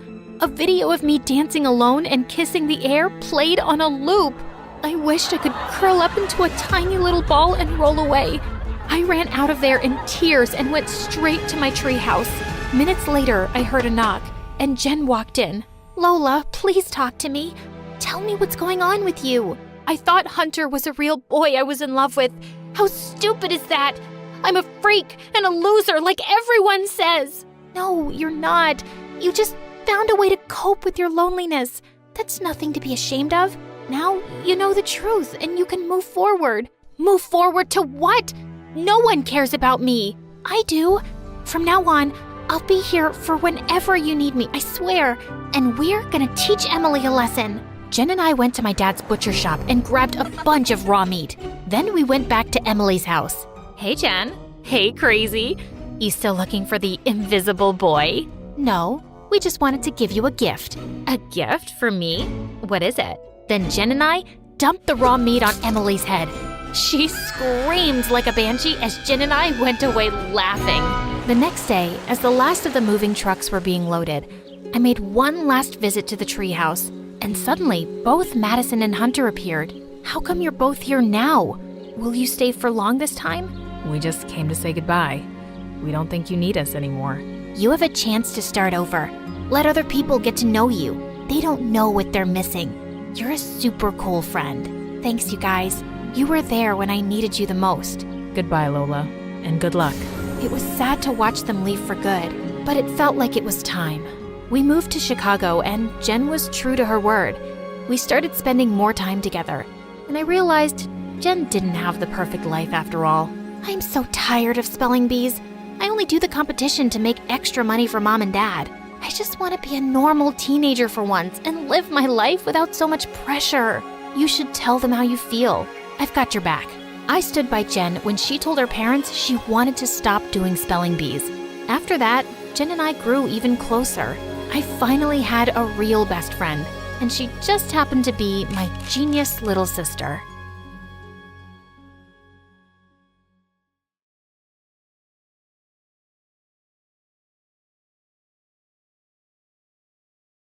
Hi, for a limited time, get up to 60% off our exclusive official merch. Don't miss out. Grab your favorites now. Visit our Amazon page through the link below and score these deals before they're gone. Hey people, I'm Danielle, and this is my story. Please like and subscribe. Growing up, I thought my mom was the coolest. Dad was always traveling for work, and we'd never gotten close. But I loved being with mom because she was so unpredictable and fun. She didn't fuss over balanced meals or strict routines, and bedtime was always flexible, depending on how far our living room fort was coming along, or if we hadn't finished our movie. She was all about letting me explore and being creative without caring about a messy house or dirty clothes. It's like she crafted her parenting style from a child's wish list, and it was awesome. A child needs some discipline. We don't want people thinking she's being raised by wolves. I don't think a lot about what other people are thinking, and a child needs to enjoy their childhood. You only get it once. But nothing topped the birthday party she threw me when I turned 10. She turned our backyard into a carnival with swings, food stalls, bouncy castles, and a petting zoo. The whole neighborhood was invited, and everyone was having a blast, till things turned a bit chaotic. We suddenly had goats headbutting kids, llamas chasing neighbors down the street, and alpacas uprooting everyone's lawns. And to make things 10 times worse, Dad turned up early to find the house looking like a tornado had swept through. It didn't help that we also got a massive fine from the city council for unauthorized livestock. Dad was beyond furious, and after a huge fight, he told Mom he'd had enough and wanted a divorce. He moved out the next day, and soon after the divorce was finalized, we found out he got remarried. Mom didn't take all these changes well and got really depressed. Dad sent some money for child support, but it wasn't much, and we suddenly found ourselves going from fairly well off to, well, kinda poor. It used to be so much more fun to share lunch with you when you had takeout pizza or pasta. Your homemade meals are awful. I know. How can you eat this every day? If you can make your mom happy by letting her think her food is good, it's easy to eat her awful lunches. In more ways than one, I found myself being the adult around the house, while Mom was in her downward spiral. She was a high school dropout, so she wasn't qualified for many jobs, and if she got any, she never lasted too long. Mom, I understand the customer was being rude to you, but you shouldn't have hit him in the eye with fried chicken. He deserved it. Otherwise, you know I'm not a violent person. You got fired from the shoe store last month because you had an argument with the manager and threw a stiletto at him. As Mom drifted in and out of jobs and moods, I was taking care of things around the house and even managing the finances. By 8th grade, I'd started doing small jobs for the neighbors to earn some extra cash. But when I was in the 9th grade, Mom got a job as a singing telegram. Yep, she got paid to dress up in the wackiest costumes, from a tap dancing banana to a rapping dinosaur, and deliver messages in song. Happy birthday, dear Max. It's time to wear your party hat, even though you're getting older. At least you're not as old as that. Betty, you give me diabetes, 'cause you're so sweet. Say yes to marry me, and I'll kiss your feet. They weren't always happy messages, though. Don't worry, Mike, you're not about to die, but you are getting fired. So pack your things and say bye. For the first time, Mom seemed to be doing something she enjoyed, and I was happy for her. One evening, she was going to a fast food restaurant to deliver a birthday message, and she asked me to come along so we could eat there later. I watched in amusement as she sang and danced, but just then, I heard loud laughter at the table behind me. It was a bunch of popular girls from my class with their queen bee, Mila, and they were laughing at Mom. Gosh, how pathetic would you have to be to take up a job that has you acting like an idiot in public? It made me really angry, but I couldn't help feeling embarrassed too. I didn't want to be seen by them with Mom. I slid under the table, crawled towards the fire exit, and escaped, and waited in the car till Mom came, saying she'd been looking for me everywhere. But I just pretended I wasn't feeling well and wanted to go home. And when career day came around and everyone was asked to bring in their parents, I made sure Mom just never got the notice for it. So imagine my shock when Mom walked into the classroom dressed up as a giant cupcake. And when she introduced herself as my mom, I wished a sinkhole would open up. How come you didn't tell me about career day? I found the notice under your bed while cleaning. I forgot. You looked uncomfortable with me being there. Well, you know what kids are like, Mom.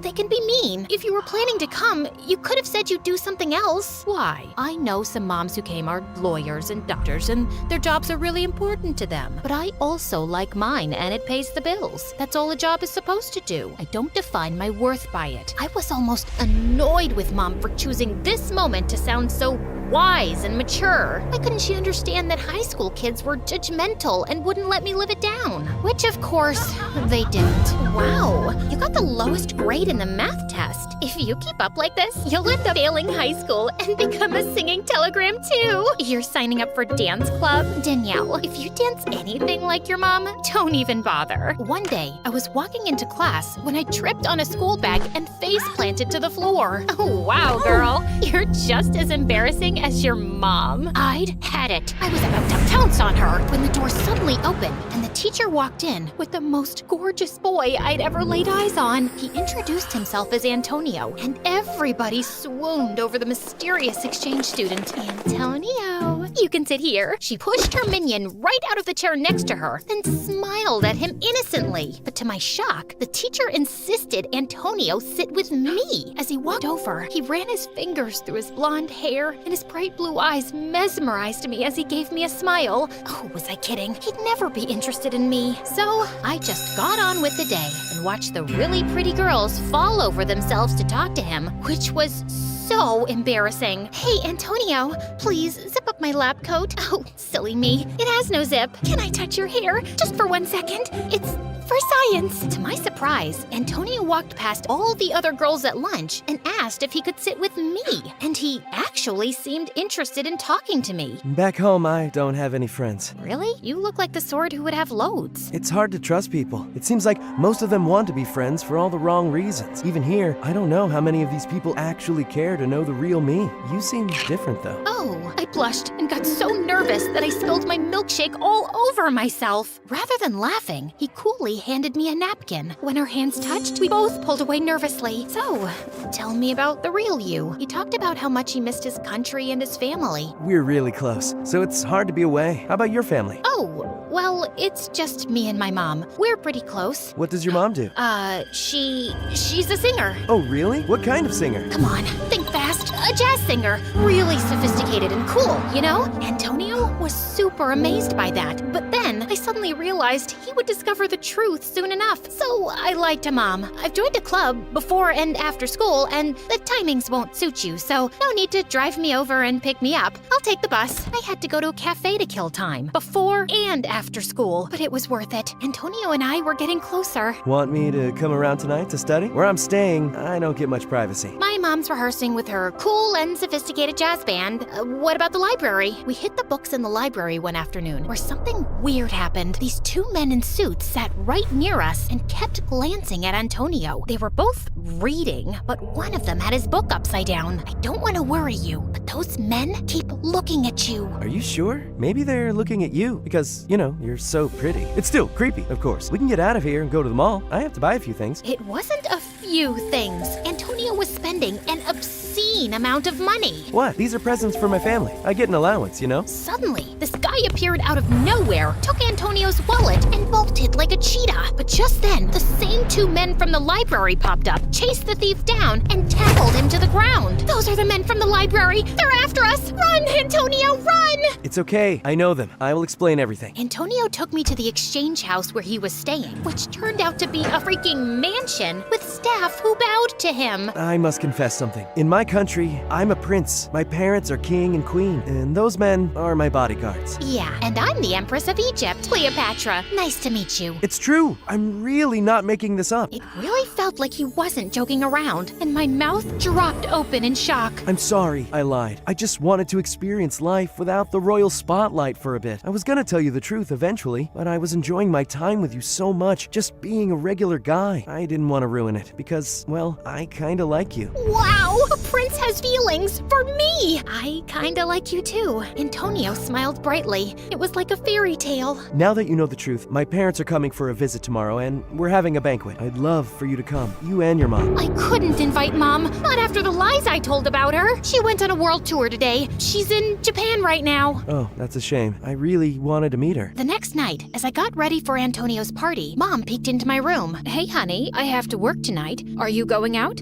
Yes. I'm hanging out with some friends. I'm happy to hear that. But lately, I feel like we hardly spend any time together. Any chance you want to tag along to work? We can do something fun afterwards. I told you already, Mom. Hanging out with friends. Mom looked a bit sad as she nodded and left, and I felt kinda bad. But my mind soon shifted back to Antonio's party. I wanted to look my absolute best for it. The party was amazing, and everyone there looked super glamorous. Antonio introduced me to his parents, who were both lovely. Everything was going well when suddenly Antonio grabbed my hand. I have a surprise for you. The lights darkened and the stage lights lit up. Then, to my absolute horror, Mom walked on stage dressed as a queen with a fake crown and velvet robes. I closed my eyes as tightly as I could, hoping I could teleport to another planet. But, spoiler alert, it didn't work. I found the cutest way to send a message. It's called a singing telegram. Ever heard of it? This message is for you. Then, my mother started to sing an opera about love. Everyone cheered her on, but I wasn't even listening. I was hoping she couldn't even see me from the stage. But then, she got off and started walking into the crowd towards me. As she got closer, her voice cracked and she stopped singing mid-sentence. Danielle? You know her? I guess, a little, yeah.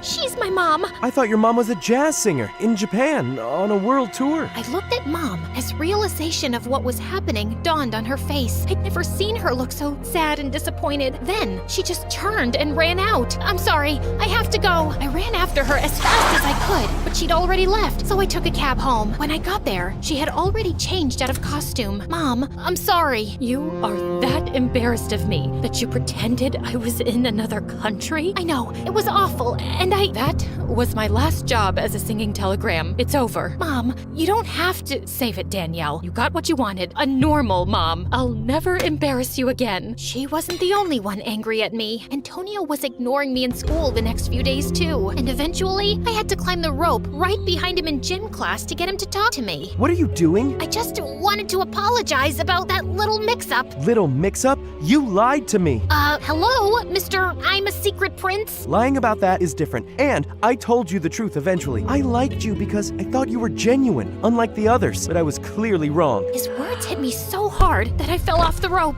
Ouch. I know I shouldn't have cared what people thought of my mom. A part of me just wanted to have a stable parent with a normal job. But what was so bad about the one who didn't? Growing up, I'd loved that she wasn't like other parents. Mom had just picked up a waitressing job at her friend's cafe, and I decided to dress up and apologize to her publicly as a singing telegram. But when I got there, there. I found her in a cat fight with her friend. Why won't you believe me? Why would I lie about my daughter dating a prince? If he's a prince, he could literally date anyone. Why Danielle? You're saying my daughter isn't good enough for a prince? What's wrong with my Danielle? She's pretty and smart and the picture of grace. I couldn't help smiling. She really was one of a kind. Mom, I've been a jerk. We both know it's true. I'm really sorry that I made you feel blue. You deserve the best day and night. Please quit this job. Let's make it right. As Mom and I went smiling outside, I pulled her into a hug. You always let me do whatever I wanted. I'm sorry I wasn't as supportive. I know I haven't been the ideal parent at times. You're the parent I want. Let's go eat something, shall we? Any chance your prince boyfriend would join us? He's not my boyfriend. You aren't supposed to go around announcing he's a prince. I don't think anyone believed me anyway. Yeah,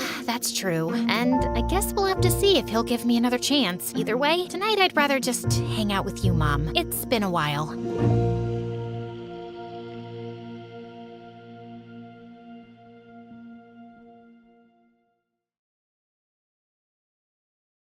Hi, I'm Miranda from Michigan, and this is my story. Please like and subscribe. When I was born, Mom and Dad were over the moon, but my brother Jamie was the happiest. Mom told me he wouldn't leave my side for a second and refused to let anyone hold me except him. Once when I was 4, I was sitting on a swing when an older boy pushed me and I landed in the mud. Why did you do that? My new dress is all dirty now. All the kids started laughing, and suddenly I started wheezing and had trouble breathing. Just then, Jamie came running and shoved an ice pop down the boy's shirt. He ran off screaming.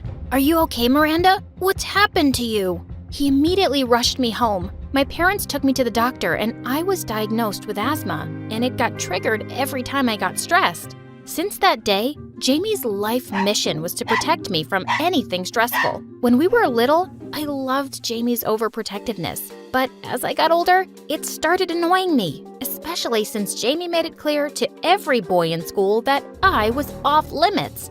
In 9th grade, when a boy finally asked me out, I was super excited, but just as I was sneaking out of the house, I bumped into Jamie. Where are you going dressed like that? Who are you, my mother-in-law? I told you to stay away from guys. You'll end up miserable. Jamie, I know you think you're looking out for me, but it's getting really annoying. I slammed the door in his face and left. But my first date was awful. The guy was a new admission and he kept talking about his fancy old school. At one point, he started wailing loudly about how our school was a garbage dump and everyone here was so tacky. I walked out in the middle of our meal. But when I got home, I found Jamie waiting for me. I told him the date was amazing. I wasn't gonna tell him that it sucked. My friends thought having an older brother was awesome since I got to hang out with his best friend and our school's heartthrob, Sheldon. But I thought both of them were pigs. They talked about wearing the same underwear for days and held burping contests and made me the judge. Ew! And they were always getting into trouble at school for bunking classes and were even caught smoking once. They made me swear I wouldn't tell Mom. I had to keep their stupid secrets. But one afternoon when I got home, I saw Sheldon's car in our driveway, and he was cleaning its windshield with his t-shirt. I couldn't stop staring at his gorgeous, toned body. Like what you see, eh? Gosh, that was so embarrassing. I wasn't staring at you. Hey, wait. I wanted your friend's number. You know, the one with the curly hair. And why would I give it to you? I know how you treat girls. You're a serial heartbreaker. Some girl is crying in the school bathroom every week over you. Well, they just all fall for me too fast. It's creepy. And I haven't found the right one yet. I don't know why, but the way he was looking at me was making my heart flutter. Luckily, Jamie came out just then, and I ran off to my room. The next day when I went to the school cafeteria, I was shocked to see Jamie and Sheldon talking to the guy who'd asked me out. The poor guy looked terrified. I was determined to give those two jerks a piece of my mind later. But as I was walking back from school, I saw a heavily pregnant woman on the roadside all alone, looking distressed. "Hey, are you okay?" She told me she was about to go into labor. I quickly called an ambulance, and even though I was kind of freaking out, I went with her. When we finally got to the hospital and she was admitted, it happened. My heart started racing and I had trouble breathing. I fumbled through my bag to find my inhaler when I saw Sheldon walk in. He took one look at me and quickly found my inhaler from my bag. When I finally calmed down, I realized I was in Sheldon's arms and he was gently patting my back. I felt a strange fluttering in my tummy. This is Sheldon, for heaven's sake. You've known him since you wore pigtails to school. Why are you here? My sister just had a baby girl. I'm an uncle now. Want to meet my niece? Sure. I didn't know much about Sheldon's family. I knew his family was loaded, but he still spent more time at my home than his own. As soon as we entered his sister's room, I was shocked to see she was the same woman I'd helped. Sheldon couldn't thank me enough as he dropped me home. When we got there, Jamie was coming back from his evening run. Seeing him, I remembered he'd been bullying my date, and I felt so angry again. Why do you keep poking your fat nose in my business, Jamie? You both break every rule, but you can't even let me date in peace? What are you talking about? Don't act innocent. I saw both of you talking to that poor guy in the cafeteria. Do you think it's my personal mission to keep you single? It's just that I know dating a jerk will stress you out. You know what? I think you stress me out more than anyone else. I don't think you care about me. You just want to control me. And with that, I ran to my room. A few minutes later, I heard a knock and Sheldon walked in. That was unfair, Miranda. You know how much Jamie loves you. But that doesn't give him the right to interfere in my personal life. I know he can be a little overbearing, but trust me, you're lucky to have a family that cares about you so much. Not everyone has that. Then suddenly he took my hand in his. My dad's hardly ever home, and my stepmom can't wait to get rid of me. Why do you think I'm always here? Does Jamie know about this? Yeah, he never told you? At that moment, I felt really proud of my brother. He was that kind of person who would never betray his friend's confidence. Just then, I realized my hand was still in Sheldon's. Are you really into that cafeteria guy? No, he's a complete moron. Thank God. You know that rock band you love? They're having a concert this weekend. Jamie isn't interested, so would you like to go with me? I'd love that. When I told Jamie about our plan, he didn't think too much about it since Sheldon was practically family. And I made an extra effort to get dressed that day. It didn't go unnoticed. When Sheldon came to pick me up, he gave a low whistle. Don't be a jerk, I'm not your girlfriend. Yeah, and that's a shame. What did that mean? We had a blast at the concert, and then went to a cafe since we were both starving. Whoa, slow down, Tiger. Jamie would kill me if you choked on that burger. Wait, you've got mustard just there. Oh, I can be messy. Cute's more like it. You're nothing like the girls I've dated. Because I don't wear makeup or because I'm eating too much? I don't know. You're just different. When we were going back home, Sheldon asked me if we could make a small stop on the way. And I was really surprised when we ended up in a nursing home. I followed him into a room where a weak-looking woman was lying in bed, but her face instantly lit up when she saw Sheldon. Sheldon stroked her hair and read to her until she dozed off. Then we gently tiptoed out of the room. Sheldon, was that your mom? Yeah, but she doesn't actually recognize me as her son now. She's been unwell for a long time and lost her memories. I'm just a friend who comes to visit. It makes her happy. I felt a lump in my throat thinking about how much Sheldon had to go through. When he dropped me at home, I was about to get out of the car when he stopped me. Miranda, I have a small gift for you. He took out a silver bracelet from his pocket with hearts hanging from it. This was my mom's. I want you to have it now. What? No, I can't take this. Please, I insist. I know you're my best friend's little sister, but lately, I'm seeing you as so much more. You know what I mean? Yes. I think I like you too, that way. But there's one problem. Jamie? Yeah. He'd kill me if he gets to know about us. Don't worry. He doesn't want me to date random guys, but I know he trusts you. We'll tell him when the time is right. With that, I leaned in and kissed Sheldon on his cheek. But when I entered the house, I found Jamie glaring at me like an angry bull. I just saw you kissing that backstabber in the car. What? He's your best friend. And yeah, we have feelings for each other. I thought because you know him so well, you'd actually be happy. That's the problem, Miranda. I know Sheldon too well. He's never serious about any girl. I'm telling you, he's bad news. He's a fantastic friend, but a hardcore playboy. But what we have is special, Jamie. He even gave me his mom's bracelet today. The one with the hearts? Suddenly, my heart sank. Yeah, he gives them to all of his girlfriends. Don't be stupid, Miranda, and trust me on this. Sheldon will let you down. With that, Jamie stormed off. But I knew he was wrong about this. Sheldon really cared for me. Jamie started avoiding me and Sheldon completely after that day. And anytime Sheldon tried to talk to him, he walked off angrily without listening to a word. Gosh, he's being so awful. But I really do hate seeing you two fight. Don't worry about it. He has to come around. I know he will. Being with Sheldon was amazing. But some weeks later, I was getting to see less and less of him because he always had football practice after school.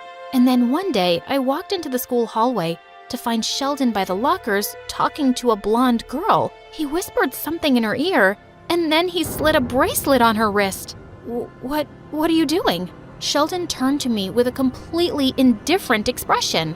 I was gonna tell you, I just didn't find the right time. I met Casey here at football practice. She's a cheerleader. I think we work better together. You didn't find the right time to tell me? Come on, Miranda. You know my history. I just think you like me more than I like you. Can you please not have an asthma attack right now? It's so melodramatic.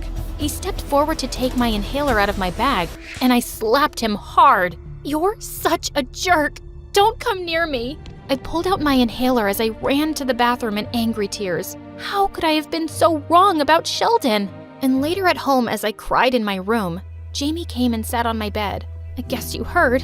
Please, just whatever you say right now, don't say I told you so, because I just can't deal with... Sheldon and I got into a huge fight, and I told him to never come near you again. I'm sorry you're going through this. No, I'm sorry for not listening to you. I should have believed you. A week later, things were back to normal between me and Jamie, but I missed Sheldon. As pathetic as that sounded, I missed his silly banters with Jamie and his goofy smile.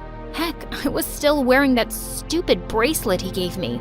That weekend, I was watching MSA videos and sulking in my room when Jamie walked in. You're still crying over Sheldon? Yes, I am, and it's your fault. You always treated me like some porcelain doll when you should have been my friend. Look at me now. I'm so bad at judging guys, and I dated 2 jerks. But I told you to stay away from both. And why would I listen when you're always telling me what I can do? And now, I don't think I'll ever fall in love again. Wait, you loved Sheldon? Of course I did, but he turned out to be a lying jerk. I hate myself for being stupid, and I hate you more for not letting me grow up.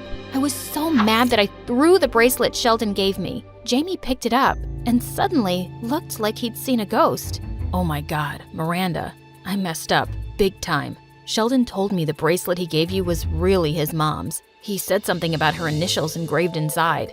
Wait, I thought you two weren't talking. That's when Jamie told me that Sheldon had come to see him after the concert and had confessed his feelings for me. He didn't want to keep it a secret from Jamie.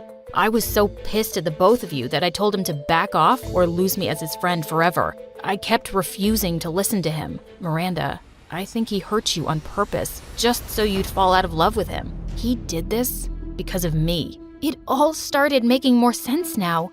You must hate me. Yeah, a bit. But not really, you doofus. You just have to stay out of my business now.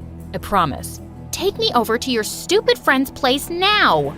Jamie and I drove over as fast as we could to find Sheldon sitting outside in the garden by himself. I ran up to him, and before he could say anything, I punched his arm really hard. Ow! Are you here to beat me up now? Did you break up with me because you're just a big jerk, or because of Jamie? Because Jamie is okay with us being together, so tell me. What? He is? Of course that's why I broke up with you. And I'm so sorry. I just felt like I was making you two hate each other, and Jamie was hating me, so I needed you to not like me anymore. I'm not dating anyone, Miranda, because I only want to date you. I love you. I love you too, moron.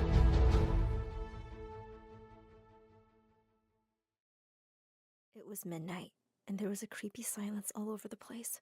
I opened the main gate to find him standing there with a stupid smile on his face. I dragged him inside. Get in here now, and don't talk. Don't whisper. Don't even breathe, or else. His smile disappeared, and he followed me up the stairs. I held him by the arm as he walked behind me. He stopped and whispered, "Hey, why don't we use the elevator? We're going to use the stairs to reach the 8th floor. Are you out of your mind?" I punched him in the shoulder.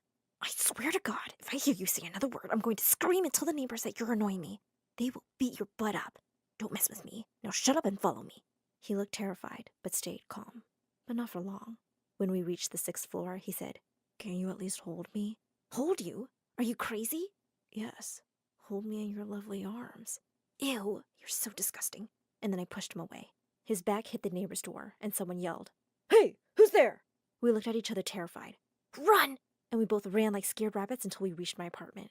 "Why did you push me? That was such a dumb thing for a brilliant girl to do." I pulled him inside and whispered, "Listen, if anyone knows you're here, we're going to be in a lot of trouble." He nodded. "Here, take this letter. Read it after 3 days from today." The letter looked dirty and worn out, as if it was written a decade ago. He could see my confused face when I was about to ask, "Why is it—" "I'm thirsty." He didn't wait for me and opened the fridge himself. "Why is the fridge empty? You're not poor, right?" "Just shut up and follow me." We walked to my bedroom. I opened the door to see my mom sitting on my bed with the scariest eyes I'd ever seen. She got up and walked towards me. It was dark, and Mom was holding a flashlight in her hand. She glared at me, and then she noticed Adam behind me. "Adam!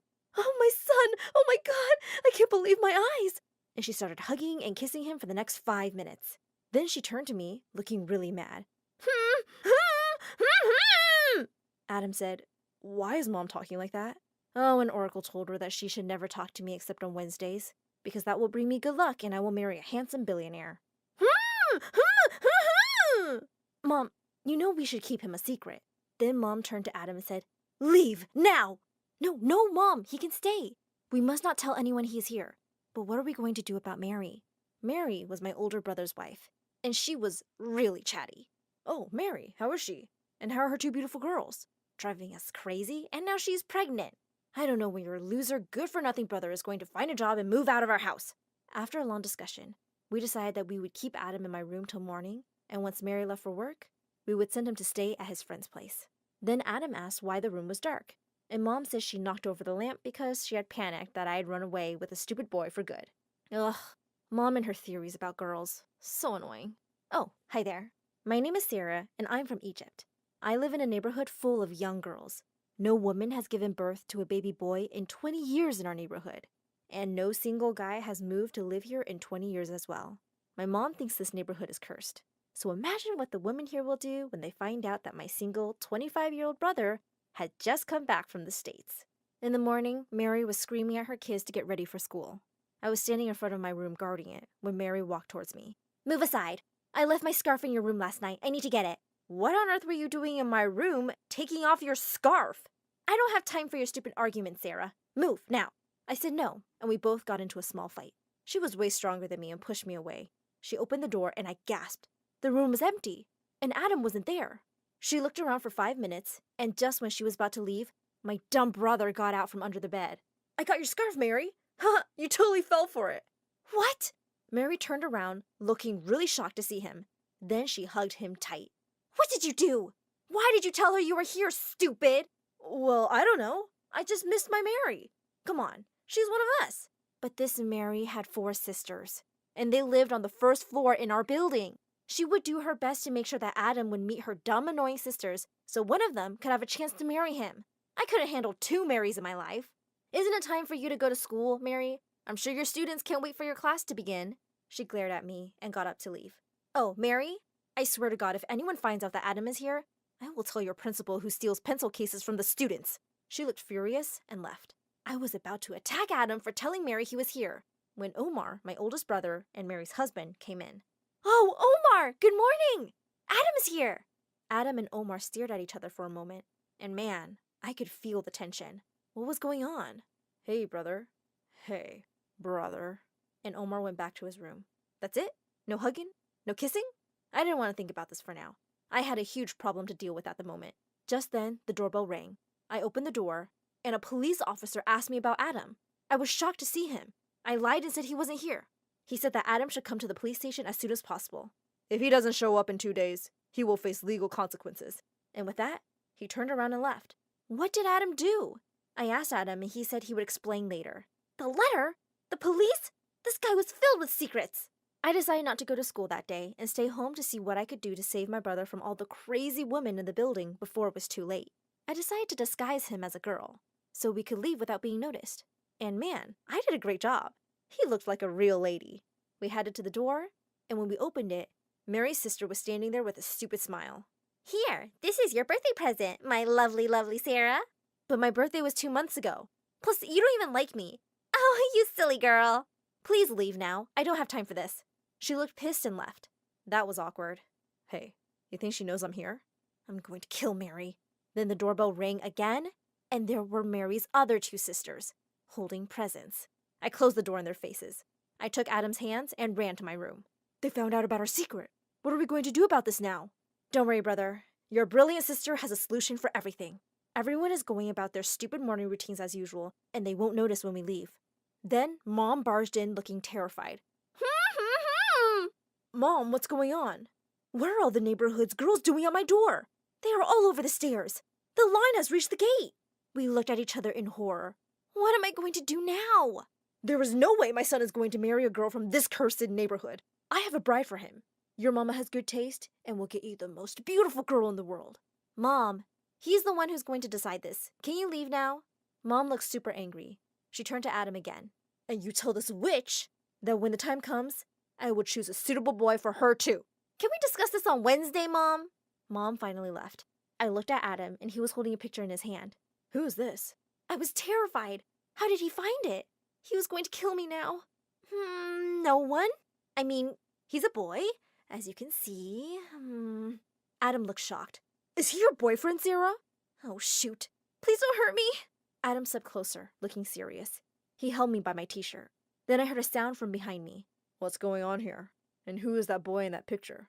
I almost passed out when I saw Omar standing there. Nothing. It's my friend's picture. And they both glared at each other. Then Omar left. Adam promised to keep my secret.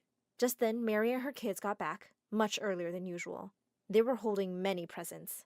Oh, I couldn't even leave the building with all these crazy girls out there, so I just came back here. So you couldn't keep your mouth shut, huh?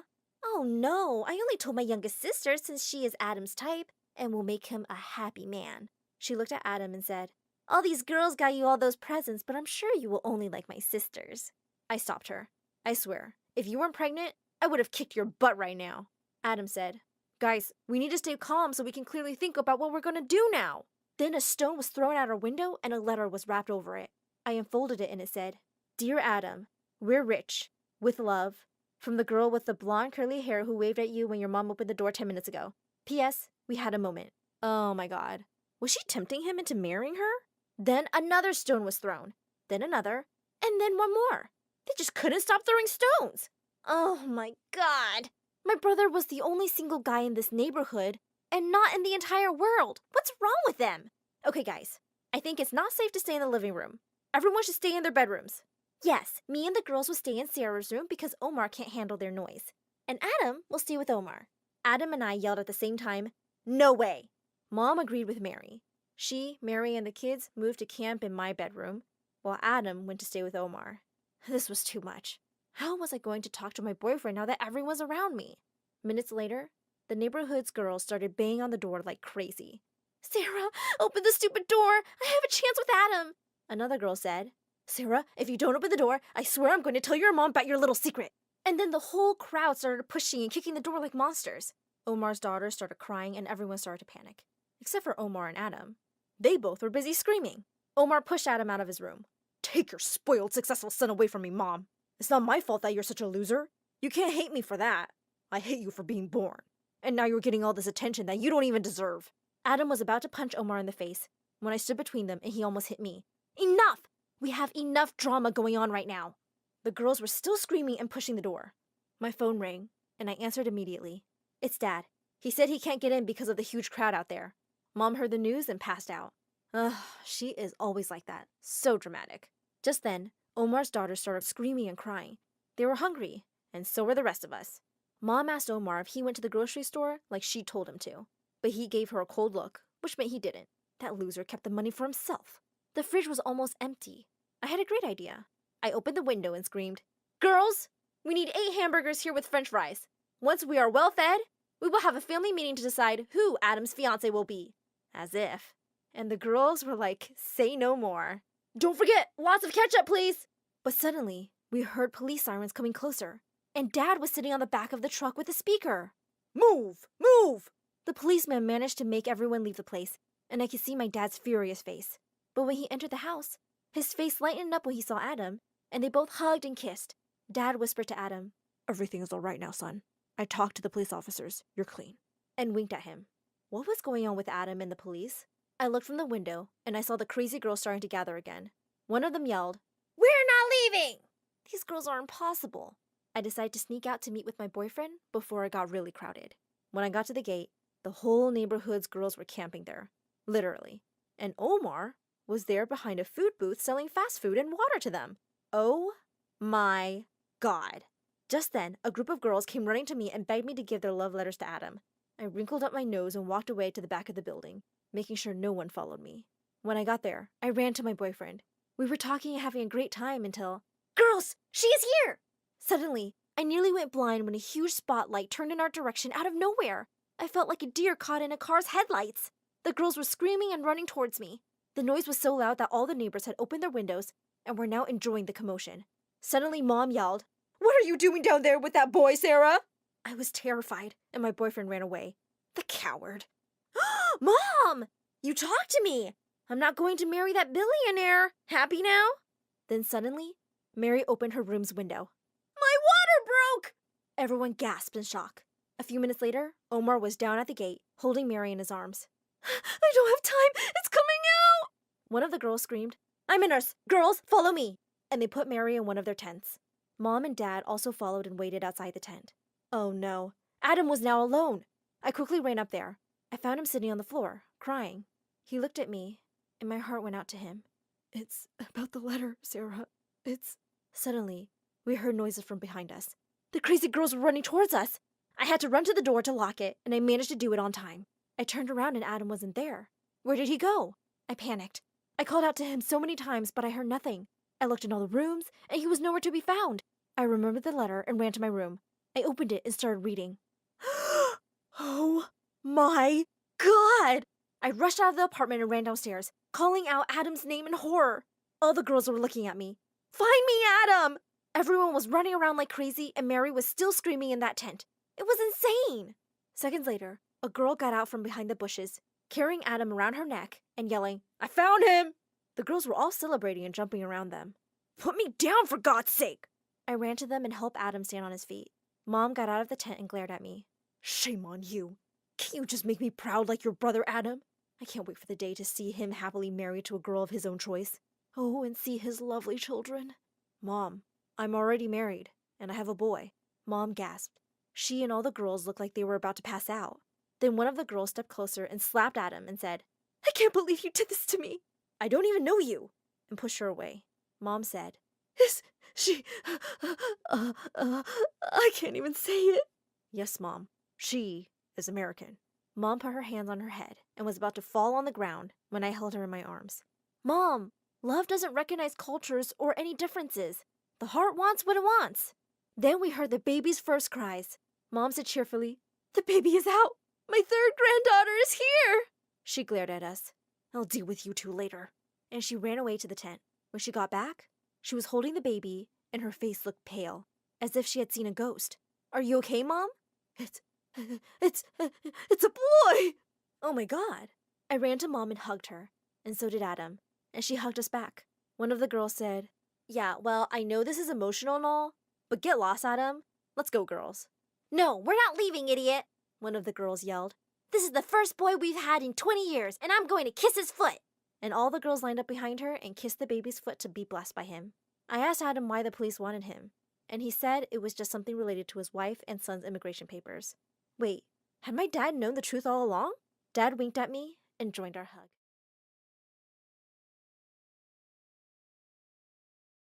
I was sunbathing my Barbie dolls in our front yard when suddenly, a ball went flying from somewhere and hit me on my head. A boy from across the street walked up to me and said, "I'm sorry about that. I'm Xander." I felt like my world had stopped the moment I looked up at his handsome face. "What's your name?" I'm Quinn. Do you want to be my king?" Before he could answer, Mom dashed out of the house in panic. When she saw the scratch on my knee, she turned to Xander like a raging bull. "What did you do to my precious little daughter, you little jerk?" Xander ran back to his house looking horrified. "Don't ever talk to that boy again, okay?" "But I want to play with him, Mommy." "Basketball is a physical game. It's okay for boys, but you'll ruin your perfect skin. You play with your dolls. But they don't talk to me. Just go to sleep, sweetheart. Your bed is safer than those stupid boys. You're so mean, Mommy. I don't like you. Starting that day, Mom homeschooled me and forbade me from playing outside. Now all I could do was watch Xander from my window every day as he played basketball with his friends. One day, he looked up at me and smiled. And at that, I swore to myself that I would marry this charming boy when I grew up. Hi, my name is Quinn. I'm an only child of a crazy overprotective mom. And this is my story of how I let my crush's smile destroy my life. Please hit that like and subscribe button before I continue. When I turned 15, Mom finally allowed me to go to high school where Xander was also attending. I was so over the moon. He was gonna be mine now. He was popular at school for being rebellious. He would skip classes just to feed street animals and fail his exams because of partying all night. Every boy in school kept asking me out for a date, but I only wanted Xander, only him. We were graduating soon, so I needed him to ask me out already. It was my last shot. One day, I peeked from the classroom window when I saw Xander skipping class again. My best friend Jessica joined me and said, "Why are you so into him? Don't you see? He's fake. What are you now, my mom? Plus, this is so romantic." You call his rebellious behavior romantic? Ugh, you won't get it. You don't know why I want to be with him. You'll never understand. What I really know is that you're so not his type. He likes cool and bad girls, not someone who lives in the library. No, I am bad and cool, and I can do crazy, exciting things. Will you stargaze with me and my dolls tonight? Jessica looked at me in horror. Just then, I saw a girl hopping onto Xander's motorcycle. Chloe, our school's famous gangster girl. Wait till I get your boyfriend from you, you witch! Just then, I decided I'd do anything to get him. Not even Mom could stop me now. The next day, I tried to change my style. I wore shorter clothes, put on some dark makeup, and constantly chewed gum. Mom almost fainted when she saw me. Sweet Jesus! Why did you turn into a goat? Mom, why do you have to be like this? What do you mean? Overprotective and a bit crazy. It's not like someone is going to eat me up. I have to protect you. Look at you. You're so beautiful. So, if I wasn't beautiful enough, you would be different? Listen. You're a smart kid and you know what I mean, okay? So I'm smart enough to understand what you mean, but not smart enough to take care of myself? I think that's it. I'll always protect you, and you can't do anything to stop me. We'll see about that. And with that, I left. Everyone at school looked so confused. Oh my God, who are you? I look cool, right? Maybe I need to get my nose pierced too. And oh, maybe a tattoo. You don't need to try that hard. Just try to be less perfect, you know? Just then, Xander passed by and winked at me. Great looking, Quinn. Oh my God, it was working. My popularity increased when I finally joined Xander in his group. Thank God for Jessica. She was always covering up for me in front of Mom. But the principal called Mom and told her about my failing grades. How did you go from a genius to an idiot? Mom, all this smartness doesn't make me happy. I want to feel loved. What is this nonsense? Mom, don't you want to see me happy? Yeah, of course. But I also want to see you perfect. Perfect? I'm just a kid after all. No, you're my kid. And my kids are unique. Do you hear me? Mom, don't you think it's time for me to have a boyfriend? That will make me perfect. A perfect girl with a perfect guy, don't you think?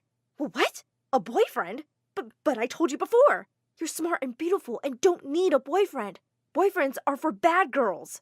Well, maybe I just want to be a bad girl. Didn't you think about that before? Oh my God, what's happening here? Nothing, Mom. It's me being a girl for the first time in my life. I left her speechless and went to my room. Hanging out a lot with Xander and his friends made me a bit distant from Jessica, and she was upset about it. But I couldn't do anything about it. I had to be with Xander. I needed to get him. One night, I took Jessica with me to a party. I wore my prettiest dress, hoping that Xander would finally ask me out. But he was all over Chloe. And worse, Jessica and I were the only ones fully clothed. Jessica was furious. Why didn't you tell me that it's a pool party? I had to get Xander's attention and climbed up at the top of the giant slide. I raised both of my arms and screamed, "I'm a bad girl! Woohoo!" Then I jumped. I pretended I was drowning to get Xander's attention. He jumped in and saved me, and God, it felt amazing. One night, I decided to surprise him with his favorite pizza. From his bedroom window, I noticed his bed arranged romantically with scented candles. Did he prepare it for me? I sneaked in through the window and immediately hid in his closet to see him walk in with another girl. Who was she? Another witch? To my surprise, they started making out. Oh, what a future husband stealer! I was so mad I barged out of the closet to pull her hair, but I tripped over something, knocking a candle over, which caused a little fire in the room. The girl immediately called 911 as we all panicked. Moments later, a fire truck, a furious mom, Xander's parents, and neighbors all gathered. And I had never been more embarrassed in my whole life. The night was a disaster, all for pizza. The night after that, Xander sneaked in through my window too. Do you want to go on an adventure with me? Was that even a question? But I suddenly remembered something. Why don't you ask your girlfriend? Oh, you mean my ex? I immediately threw on my hooded jacket and hopped on his motorcycle with him. It was a dream come true. Minutes later, we arrived at the principal's mansion. I followed him as we climbed up the gate and we tiptoed to the back where there was a huge pool. To my surprise, he pulled me into the pool with him. Let's have a little fun before teaching that moron a lesson for trying to fail me. Xander swam closer and closer to me while staring right at my lips. My heart was about to burst out of my chest. Before our lips could finally touch, the lights inside switched on. Panicking, we jumped out of the pool and he started pouring red dye into it. We were both laughing our butts off as we fled the scene on his bike. Suddenly, a taxi blocked our way, and to my surprise, Mom came out of it. You're seriously choosing that boy over me? Mom, were you stalking us? Oh my God, you're crazy! No, you're crazier for destroying your life with that boy. I've investigated him, and he's totally bad news. I'm your daughter, but you don't own me. Now get out of our way. No, you have to come home with me. She started dragging me away from Xander, but I pushed her away. And with that, I told Xander to drive, not minding my psycho mom's protests behind us. That was so cool, Quinn. After ordering pizza, Xander took me to his favorite spot in the city where a very expensive sports car was parked. Is that yours? Yup, that's my bad boy. Do you like it? Yes, I love it. We sat on the hood of his car and looked down at the buzzing city while eating pizza. Call me crazy, but this was what I'd always imagined our first date was going to be like. I still felt like I was dreaming. It was really nice to see this fun side of you, Quinn. My heart started beating so fast the moment he held my hand. Jessica had been calling me again and again, disturbing us. She was so annoying. Look, I've been meaning to tell you this since we were freshmen, but now I finally have the guts. Oh my God, would he finally ask me to be his girlfriend? Quinn, His speech was cut off when I heard the loud blaring of police sirens coming closer. Hop on the bike, quick! I was so confused. What's happening, Xander? I held onto him tight as we immediately started driving away like a criminal straight out of a movie. But the police were faster. It ended with him getting arrested in front of me. Jessica sent me a message saying that Mom needed me. But Xander needed me more at the moment. Xander, why are they arresting you? What did you do? I'm so sorry you had to see this, Quinn. But what is it that you were going to say to me earlier? Oh, just tell Jessica that I have been crushing on her since forever, but she has been a total snob. He wanted to tell me more about it, but the officer had already shoved him in the car. So, he liked Jessica all this time? My best friend? At that moment, I felt like the universe had slapped me out of my fantasy. I couldn't believe how stupid I'd been to believe he was my soulmate. Jessica called again, and this time I was so furious that I finally answered her. What do you want, Jessica? Why aren't you answering my calls? Your mom is in the hospital. What? Blood instantly drained from my face. I couldn't stop crying as I went to the hospital as fast as I could, and I almost had a heart attack upon seeing the doctors and nurses standing around the bed, looking so frantic. I rushed towards the door, crying even harder, but Jessica blocked my way. What happened to her? She had a heart attack from too much stress, and just then, I passed out. The first thing I saw when I woke up was Jessica, and she wasn't looking sad. Mom! Where's Mom? Jessica dragged me to Mom's room, and I was so over the moon when I saw her radiant face. She was okay. Mom! Thank God you're okay. I missed you. I'm so sorry for everything. I love you. I'm sorry for being so controlling too, sweetheart. I'll be better. I promise. Our tearful reunion was cut short when the news from the television caught our attention. It was Xander, and he was getting imprisoned for 5 years for stealing a car from a rich man. Oh, look, isn't it Xander, your future husband? Xander who? I heard he's a jackass. Mom became energetic all of a sudden. Oh, thank God, she finally woke up. I just hugged them both as I giggled in happiness.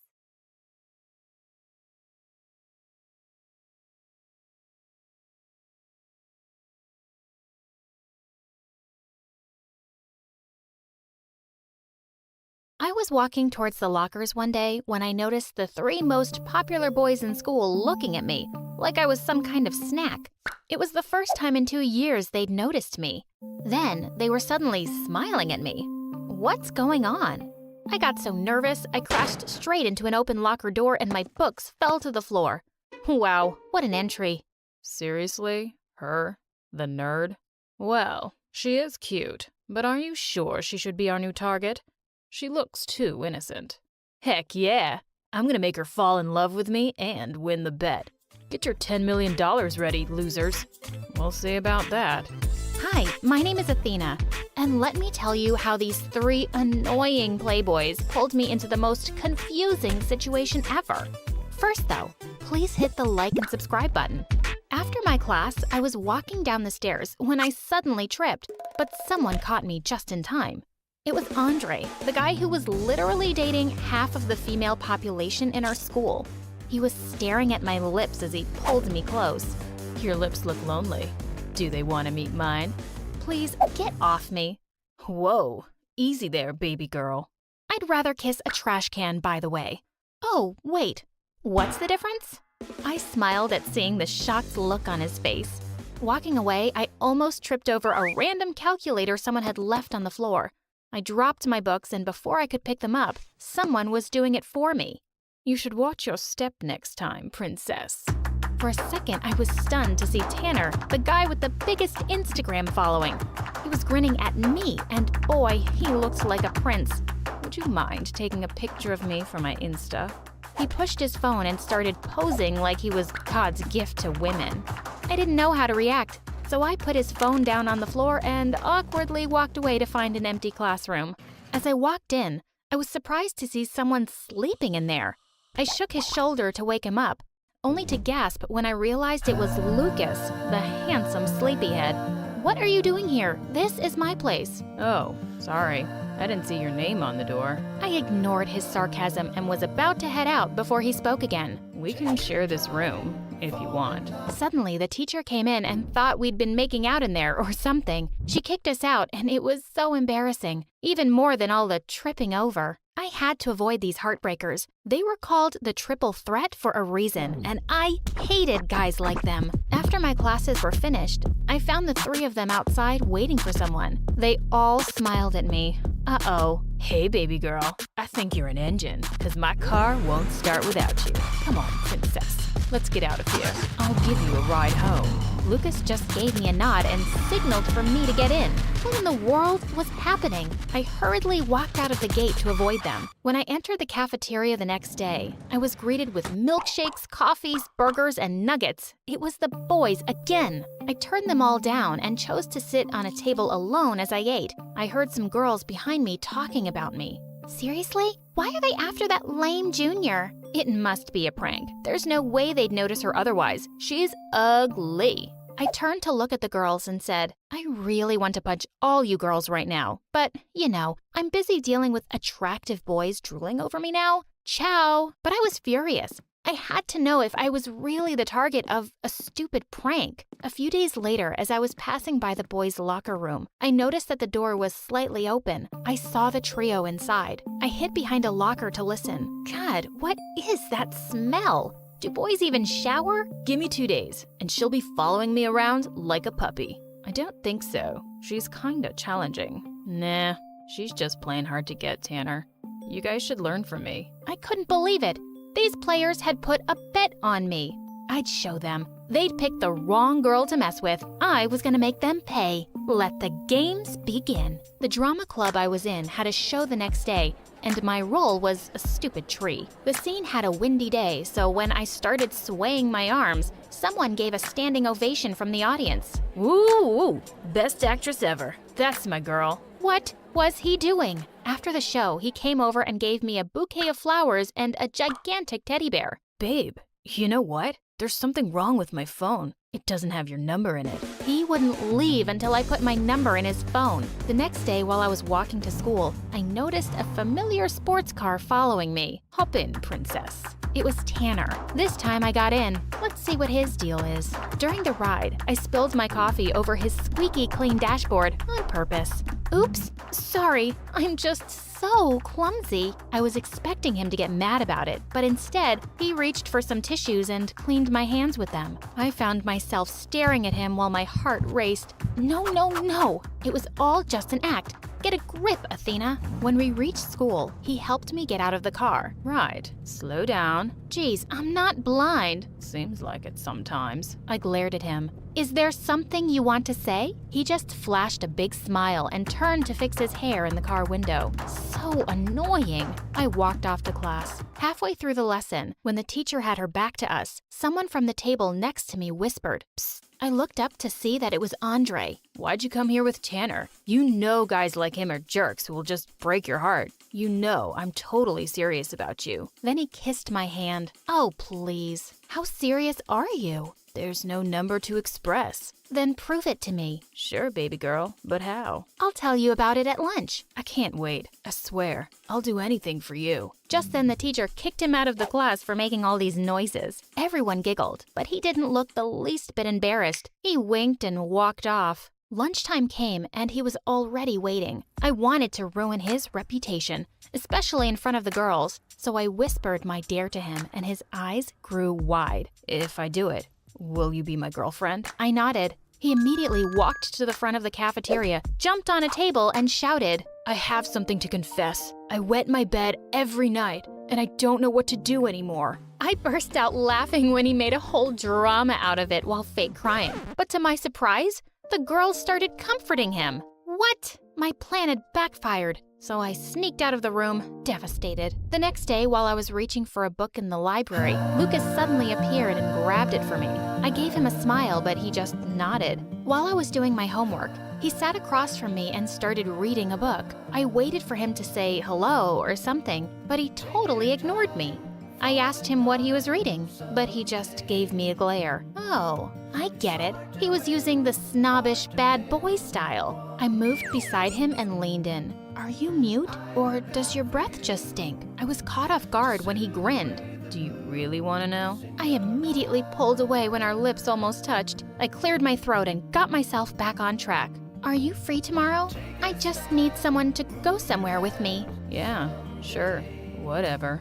Later that night, I did a little research on Lucas and grinned when I read a comment about him having a phobia of heights in one of his Instagram posts. He was surprised when I brought him to an amusement park the next day. I forced him to try all the rides, and I was laughing my butt off whenever he screamed like a girl. Stop being such a wuss, Lucas. Let's try the pirate ship one more time. Just then, he started throwing up, and I couldn't stop laughing. I wanted to have more fun, so I acted like I'd sprained my ankle and let him carry me all around the place. Then I asked him to buy me some fries. When he bought them, I said, oh shoot, I'm also craving a banana split and a cheeseburger. I could barely stop myself from laughing at his annoyed face. Poor guy later fell asleep on the bench while I ate all the food. All of a sudden, I screamed in his ear. He jolted awake and asked what had happened. I told him that I was just thirsty and I needed some soda. He finally snapped. Buy it yourself, girl. Jeez, you're so annoying. And just like that, Lucas gave up. 1 down, 2 to go. Andre continued pestering me at school while Lucas was nowhere to be found. During lunch, Tanner sat beside me and asked me if I'd like to go on a date with him to the Bahamas. I want to get to know you first before going anywhere alone with you. I don't even know anything about your family. Not a problem. You could join us for dinner tonight. I did a happy dance on the inside. Everything was going according to plan. I told him that I'd come myself, so I just asked his address. That night, I borrowed my friend's hyperactive cats and brought them with me. Tanner looked so happy as he opened the door. My mom's out, so no one can babysit them. I put the basket down and the cats started running everywhere, scratching paintings and knocking over expensive vases. Sorry, they get their clumsiness from their mama. He looked totally unaffected. Your kittens are adorable. Like you. Come on, dinner's ready.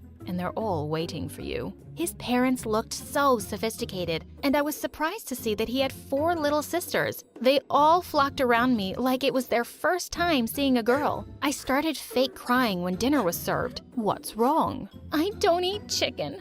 Poor little creatures. His mom asked me, oh, are you vegetarian? No, only for chickens. chicken saved my life one time when I was crossing the road. Tanner immediately told the cook to change my food, and when we started eating, my cat suddenly jumped on the table and turned everything into a disaster. The look of horror on the faces of the Tanner family was epic. Sorry. I was shocked when his mom took the cats and started petting them. Unbelievable. It's fine. They're just asking for some love. I then placed my feet on the table and let out the loudest burp. Thanks for the splendid meal. Anything for you. Darn, he was such a good actor. After dinner, his mom showed me their family albums, and I couldn't help but notice how cute baby Tanner was. As I watched him play with his sisters, I realized that he wasn't really a self-absorbed jerk after all. While heading out that night, I tripped over something as usual and dropped my glasses. Tanner picked them up from me and looked at my bare face lovingly. Wow, your beauty is so unreal, so perfect. I realized that he was actually talking to me. I felt my heart beating faster. He looked so sincere,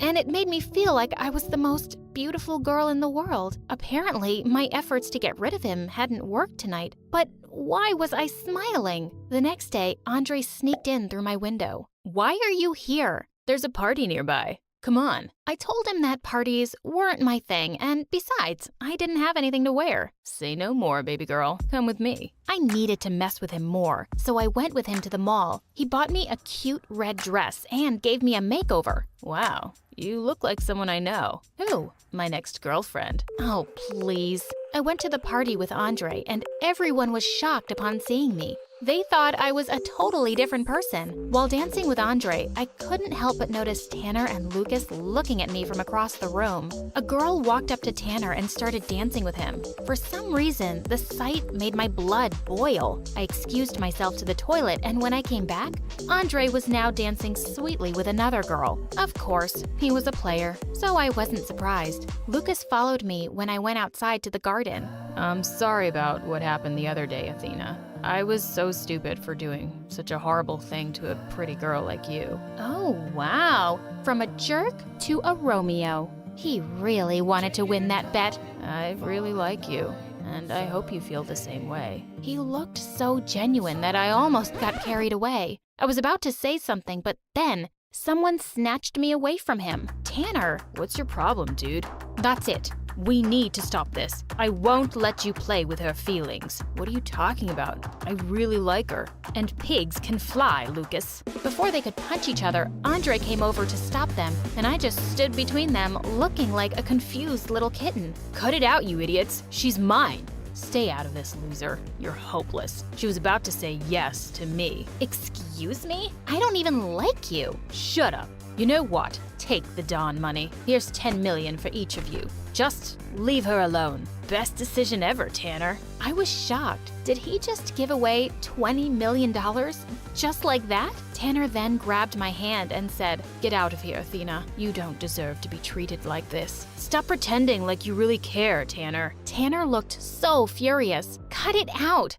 I've known about the bet all this time, and I've been playing all of you idiots. You all lose. They were all shocked at my revelation. Andre and Lucas grabbed the bags from Tanner and ran away, while Tanner just stood there, shocked. I'm sorry for everything, Athena. Goodbye. My heart sank as I watched him walk away.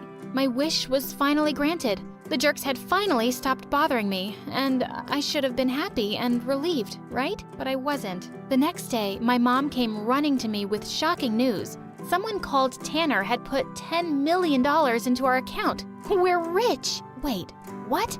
What was he doing? I ran to the school to talk to him, but he wasn't there. For 2 weeks, there was no sign of Tanner. Then one day, he finally showed up with a gorgeous blonde. She was all over him. After school, I found them kissing behind the bleachers. I tore him away and asked him about the money, but he walked away saying, "I don't know what you're talking about. Go away." As he walked away, I knew he was lying, so that night I went to his house. His mom told me to wait in his room. As I looked around, I saw something that shocked me. My lost anklet. It was placed carefully on his desk. Just then the door opened and Tanner came in. He looked shocked to see me and the anklet in my hand. "Explain this."